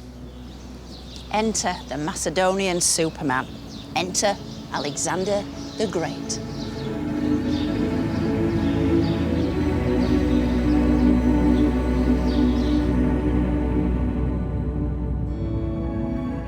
Alexander was one of the world's greatest military leaders, and during his short life amassed an empire that stretched across 3 continents, founding over 70 cities that bore his name. After his initial defeat of the Persian king, Alexander marched unopposed into Egypt in 332 BC. The world's most successful empire builder had arrived, not only transforming Egypt's future, but preserving its ancient past. It really is no exaggeration to say that Alexander the Great is one of the most remarkable people who ever lived. He really was the superhero of the ancient world. So you'd think that Egypt would be filled with his images. After all, he had saved them from the hated Persians. And yet, other than the great city of Alexandria that bears his name, he is remarkably hard to find within Egypt's traditional temples, except here, in this modest little shrine at the heart of Luxor Temple. Alexander was not only a brilliant soldier, but a master politician. Marching into Egypt's ancient capital Memphis amid rumours he was the son of Egypt's last native pharaoh. This instantly plugged him into Egypt's long native history, and he was crowned as a traditional pharaoh. Here he is, the great man, repeatedly across the walls of this limestone shrine. And yet you'd never know it was Alexander simply by looking, because he looks like every other Egyptian pharaoh. But he knew their secret, that to rule Egypt, you had to appear to be an Egyptian. And he did this brilliantly, to the extent that he had his name, his Greek name Alexandros, written in the Egyptian tradition, even in a royal cartouche. And it's the only giveaway that this is Alexander the Great, because there is his name, Alexandros, written in typical Egyptian style, and there he's even wearing the red and the white dual crown of a united land. And so he's encapsulating everything that it was to be an Egyptian pharaoh. Just like the Kushite king Taharqa at Jebel Barkal, Alexander is shown offering incense to the king of the gods, Amun. But simply connecting with the gods wasn't enough. Alexander understood that real power came from becoming a god. And so he undertook a perilous journey across the Libyan desert to the remote oasis shrine of Siwa, where he could commune with the oracle of Amun himself. And it's said in this legendary story that the god actually said to him, "You are my son." And from then on, something clicked in Alexander's mind, and he went off to conquer the rest of the ancient world, truly believing he was divine and he had the full blessing and support of Amun himself, the king of the gods of Egypt. Alexander would only stay in Egypt for 6 short months. But during his time here, he founded a city that would be his lasting legacy, the great city of Alexandria. Built on the Mediterranean coast to create trading links with the rest of the ancient world, the later historian Arrian recorded that Alexander had laid out the city's general plan himself. But lacking chalk or other means, he resorted to marking it out with grain. When a flock of birds began eating the grain, Alexander regarded this as a bad omen. Yet his religious advisor quickly spun bad news into good and interpreted this as a sign that the new city would soon prosper and would one day feed the whole world.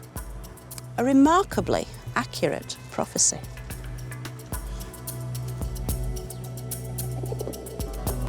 For within a very few years, Alexandria would not only be Egypt's new capital, but the greatest city on earth. Although Alexander himself would never see it. Yet despite his pious nature, Alexander was essentially a soldier. In his quest to conquer the Persian Empire, he left Egypt in 331 BC, never to return alive. Moving as far east as India, he conquered an empire of 2 million square miles before dying in Babylon, aged only 32, but still undefeated and still the Pharaoh of Egypt. At death, Alexander was mummified, and his body became the focus of a power struggle. Some of his officers wanted him buried in his Greek homeland, but for others, he had to return to Egypt and be buried as a pharaoh, thereby preserving Egypt's long traditions. But it obviously meant that anyone who possessed his mummified body could also claim the throne of Egypt. And clues to this drama can be found here in the windswept desert of Saqqara. 10 years after he'd left Egypt alive, Alexander returned here, for his body had been mummified Egyptian style, and it became a hugely powerful talisman, for whoever held the body of Alexander the Great held Egypt. While en route to Greece, his cortege was diverted and his mummified body brought here to Egypt's ancient necropolis of Saqqara. Exactly where his tomb itself was remains a mystery, although situated just metres from the Serapeum is this collection of very un-Egyptian-looking statues. And it's these somewhat sandblasted statues that give us a real clue that Alexander may initially have been buried somewhere close by. Because these are the sculpted images of some of the greatest scholars and artists of ancient Greece. Although exactly who is who has kept academics scratching their heads for years, their likely identities reveal a direct link to the world in which Alexander grew up and was educated. Take Homer, for example. His great warrior hero Achilles was Alexander's lifelong role model. Plato, who had tutored Aristotle, who in turn had tutored Alexander. And Pindar, whose poetry had praised Alexander's Macedonian ancestors. As for who placed these statues here, the most likely candidate is Alexander's general and probable half-brother, Ptolemy. For by burying Alexander here, close to Egypt's ancient capital Memphis, Ptolemy could legitimise his own takeover of Egypt. And by laying claim to Alexander's body and to Egypt, he founded the dynasty named after himself, the fabulous and outrageous Ptolemies. Ruling Egypt for the last 3 centuries BC, the Ptolemaic dynasty would be Egypt's final flowering. 15 male kings all named Ptolemy, with their female co-rulers, half of whom were called Cleopatra. Macedonian Greek by descent, their dynasty would bring Greek style, culture, knowledge and fabulous wealth into Egypt, while at the same time immersing themselves in Egypt's irresistible religion and customs. They were very, very sensitive to the cultural practices and the religious sensibilities of the Egyptians. They knew that to control this ancient land of Egypt, they had to tap into what made Egypt powerful, what made Egypt special. They wore the right clothes, the right crowns, they built the right temples, they worshipped the right gods. And the Ptolemies relocated Egypt's capital from Memphis to their new super city, Alexandria.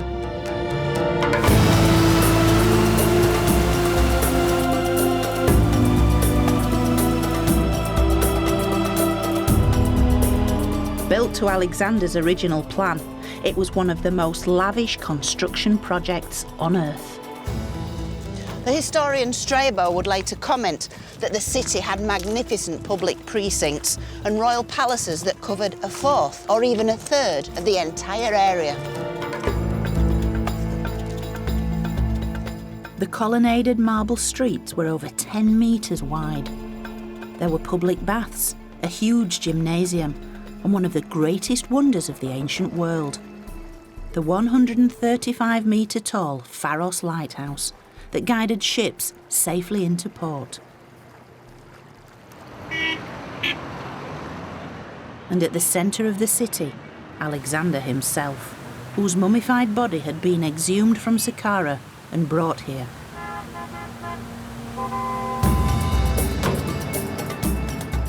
The Ptolemies had built a capital unlike anything Egypt had ever seen before. For in Alexandria, a new Egypt was being born.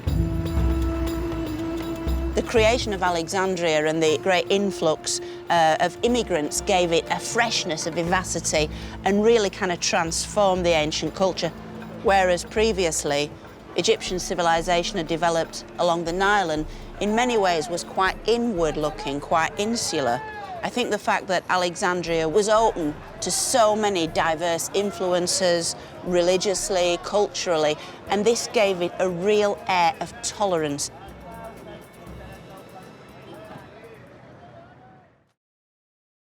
I think I'd have felt very at home here. There's a real sense of culture and learning and appreciation of life.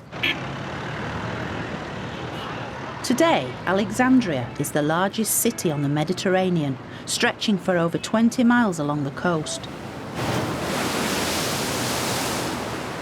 As Egypt's largest seaport, it caters for over 80% of the country's imports and exports, a legacy that reaches directly back to the Ptolemies. Having improved Egyptian agriculture by reclaiming new farmland through increased irrigation, they supplemented the Egyptian staples with new crops such as cotton and better grapes for wine production. And today the markets of Alexandria still buzz with some of the early city's lively cosmopolitan style. Welcome. Shukran Gazilan. I'm going to try and find the nearest equivalents to ancient Egyptian delicacies, and these are dates, and the ancient Egyptians used to make pastries and bread from them because they had a very sweet tooth. I think I might have to taste one just for quality control, you understand. See how authentic they are. They are very nice. This is incense in its raw state, and of course this was burnt in temples and in funerary rites. The port city of Alexandria became a huge hub of international trade, establishing routes with Greece, the Middle East, India, and even Britain. And as native Egyptian goods like papyrus and perfume flowed out of the country, new exotic luxuries like spices, silks, and wines poured in. The Greeks loved olives, and so these were imported, and the Egyptians started to grow them. I'll definitely have some of these delicious. Black pepper. We've got to get some black pepper. This is one of the really, really popular things, certainly in Ptolemaic times, because markets had opened up, and certainly as far east as India, and the Greeks went crazy for this stuff.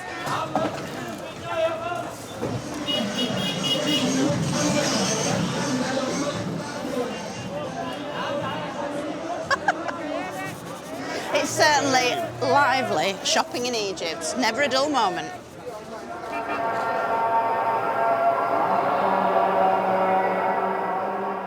With Alexandria now at the heart of the ancient world, the rest of Egypt benefited too. For determined to honour their adopted country's long history, the Ptolemies undertook a massive temple rebuilding and restoration programme. Indeed, modern visitors can often fail to realise that many of the places they visit were either built or restored by the Ptolemies. Esna, Edfu, Dendera, Komombo, all of these are Ptolemaic buildings that tourists and scholars admire so much, and yet they really don't give sufficient credit to the people whose vision created them. The most impressive of all such temples lies the farthest from Alexandria. Deep into Upper Egypt, close to Aswan, is the stunning Temple of Philae, which in Egyptian meant the end, since it was located at the very southern edge of Egypt. Much of the temple was built by Ptolemy II and his co-ruler and sister, Arsinoe.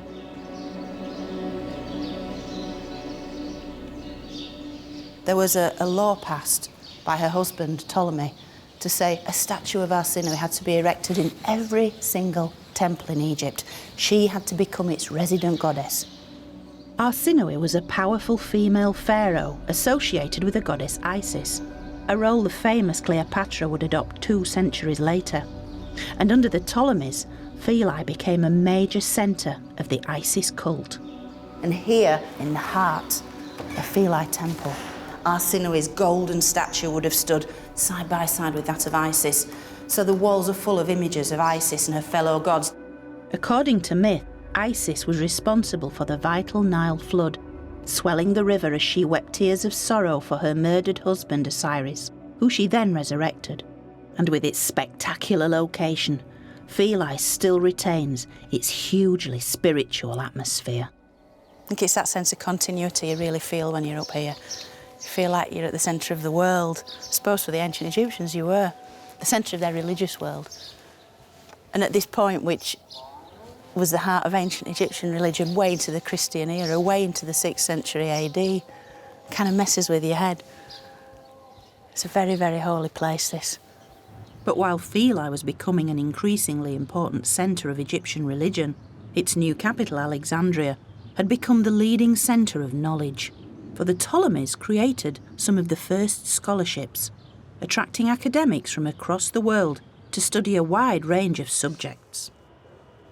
Biology, theology, astronomy, geometry, anatomy, philosophy. And of course, my own personal favourite, history.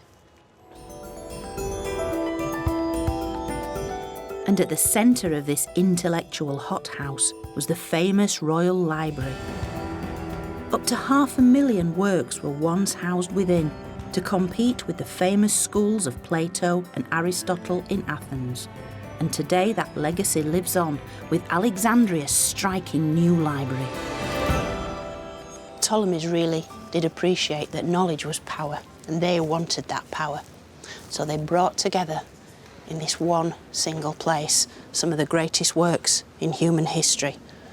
The plays of Aeschylus, Sophocles and Euripides, the works of Aristotle the philosopher, the Old Testament scriptures, and all the accumulated knowledge from the temples of ancient Egypt, all brought into this one single building. The Great Library also contained the works of Herodotus, a Greek historian who travelled the length of Egypt over a century before the Ptolemies had come to power. His accounts sum up the Greek fascination with Egyptian society. Not only is the climate different from that of the rest of the world, and the river unlike any other river, but the people also, in most of their manners and customs, exactly reverse the common practice of mankind. For the women attend the markets and trade, while the men sit at home and do the weaving. Indeed, the level of equality of Egypt's women shocked Herodotus, something he vividly records when he witnessed a group of men and women travelling together by boat to the delta city of Bubastis. Some of the women make a noise with clappers, others play the oboe, while the rest of the women and men sing and clap their hands.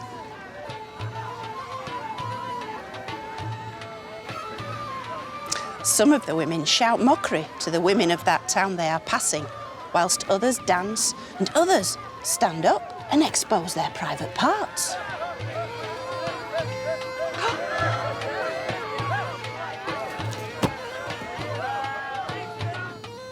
In temples the length of Egypt, the Ptolemies ensured they were portrayed as Egyptian pharaohs, making them almost indistinguishable from their native Egyptian predecessors.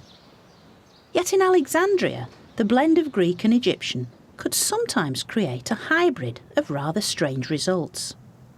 Hi, Nermeen. Hi, how are you? Nermeen Sami is a local historian who spent years studying this remarkable tomb complex built just after the Ptolemaic period. And here we come to the unique main burial chamber. That's mad. That is fabulous. Guarded by Greek Doric columns, the entrance is covered in images of Egyptian gods who would ensure safe passage into the afterlife. It's like a tomb, but it's also like a temple. A temple, a facade of a temple, but a typical Egyptian style. Yeah. It's with really... cobras protecting the entrance. Yeah. You know why cobras choosing to be presented in the tombs? Because the cobra has no eyelashes. It keeps her eyes open 24 hours, which means it's awake to protect the tomb for 24 hours a day and night. I love these snakes. That's a very Greek-looking snake, but it's wearing a very little ancient Egyptian crown. That's crazy. Exactly, yeah. They literally are throwing everything they've got at this tomb. I mean, Medusa, Horus, Sun Disk. To guarantee everything. safety. This is the best guarded doorway I've seen in Egypt. It's got everything here. And the statues. They represent the inhabitants of the tomb, a single wealthy family. These two exhibit an odd mix of the Greek and Egyptian. I think the bodies are ancient Egyptian, the stance is ancient Egyptian, the man's kilt is Egyptian. From the neck down, they're Egyptian, but from the neck up, they're European. It's clear the tomb owners had done everything they could to ensure safe passage into the Egyptian afterlife. Oh, look, it's the epistle. Even if they didn't quite understand how it all worked. All the features are there. You've got Thoth with, presenting the oils, and Anubis doing the same, mummifying the dead. You've even got canopic jars underneath. Canopic jars and feather of Maat, the goddess of justice. Without her approval, you will never cross the other side. He didn't forget to add a Greek touch in a lower part, two depictions of Dionysus. Dionysus was the Greek god of wine and fertility. Clearly, these tomb occupants intended to continue the lives they lived in Alexandria into the beyond. I want all what I enjoy in life to be with me in the other side. Especially the wine. What a great place to spend eternity. Despite its rather cartoon-like quality, the apparent opulence of this tomb demonstrates the desire of the Alexandrian elite to integrate into Egyptian culture. Yet in many ways, it was little more than a veneer, hiding the real force that would ultimately destroy Egypt. For where the external invaders had largely tried and failed, Egypt's real nemesis would be the Ptolemies' famous love of luxury and excess. Much of this luxury was just a facade, for the royals of Alexandria, notorious for their love of display, were like actors on a stage. As one ancient commentator observed, everything in Egypt is simply play acting and painted scenery, a comment which cuts to the heart of this melodramatic monarchy, for whom image was everything. Because while the ruling elite were living it up in Alexandria, other parts of Egypt were far from content. By the end of the 3rd century BC, Egypt was once more riven with civil war. Upper Egypt began to rebel, and it fell to Ptolemy V to try and fight the fires of anarchy. So not only did he portray himself as an Egyptian, he went even further in his support for Egypt's ancient beliefs. In doing so, he left the world one of its most famous ancient artifacts: the Rosetta Stone. It's best known as the means by which the French scholar Champollion was first able to decipher Egyptian hieroglyphs in 1822. And we can tell that the inscription on the stone was of huge importance because it was written out in 3 types of script: Greek, Demotic, and hieroglyphic. In a way, you could almost describe it as a kind of news bulletin. It's the priests of Memphis issuing this decree to let as many people know exactly what the religious and the political policy was of crown and clergy. And it particularly focuses on Ptolemy V's generous patronage. The priests are praising him because he's the one that gives wealth to the temple and gives due honour and respect to the sacred animals, which were such an integral part of Egyptian religion. The priests really are grateful to their Ptolemaic Pharaoh, who they see as wanting to sort of tap in to the ancient Egyptian culture and ancient Egyptian religion, much like Alexander had, much like the Saites had and the Kushites had. They knew that to attain true power, true control in Egypt, you had to do things the Egyptian way. Yet Ptolemy V's philanthropy came at a price. Keeping the peace in Egypt proved cripplingly expensive. So the second half of the Ptolemaic dynasty was riven by debt, corruption, and vicious civil war. Soon the expanding Roman Empire bore down on a divided Egypt. Only the famous Cleopatra stood in their way. In the mould of great Uncle Alexander, she believed herself divine. and managed to hold the Romans at bay for over 20 years. But not even the great Cleopatra could prevent the inevitable.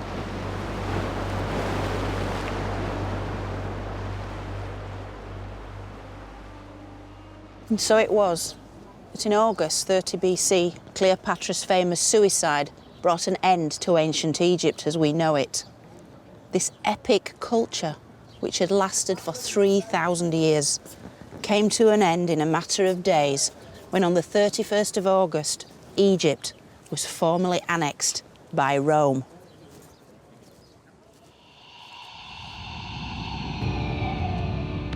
This was Egypt's point of no return.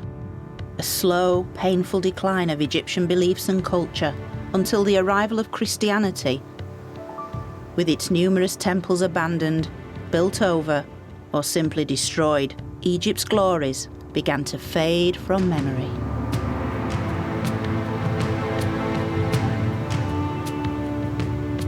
But Egypt's great story can now be traced back 20,000 years to the very origins of its magical culture, which had evolved from its unique environment, creating a series of sophisticated beliefs able to unite a country to build great monuments. It had survived chaos and famine, only to rise again in a glorious zenith of rebirth and resurrection. Even waves of foreign invasions were ultimately assimilated by Egypt's powerful traditions. And despite being eventually absorbed into the Roman Empire, the ancient culture had continued until the arrival of Christianity. It, as the Egyptians had always believed, there would be a life after death.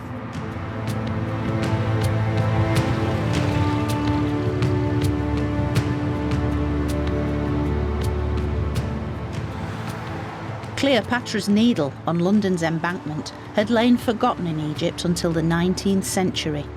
But as pioneering Egyptologists began a 200-year process of rediscovery, ancient Egypt was reborn, and this time it went global.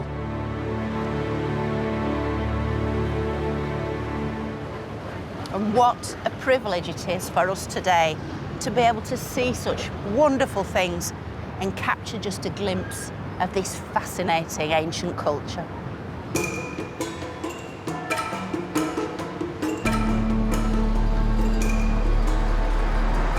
The culture of a people at one with their environment and who captured through their timeless monuments their own unique view of the world. In fact, the story of Egypt is far from over, for its rediscovery means that it is only just beginning. And it's the things that made the Egyptians so very special, have ensured that they're now known right across the world, and they've achieved their ultimate goal, to live forever.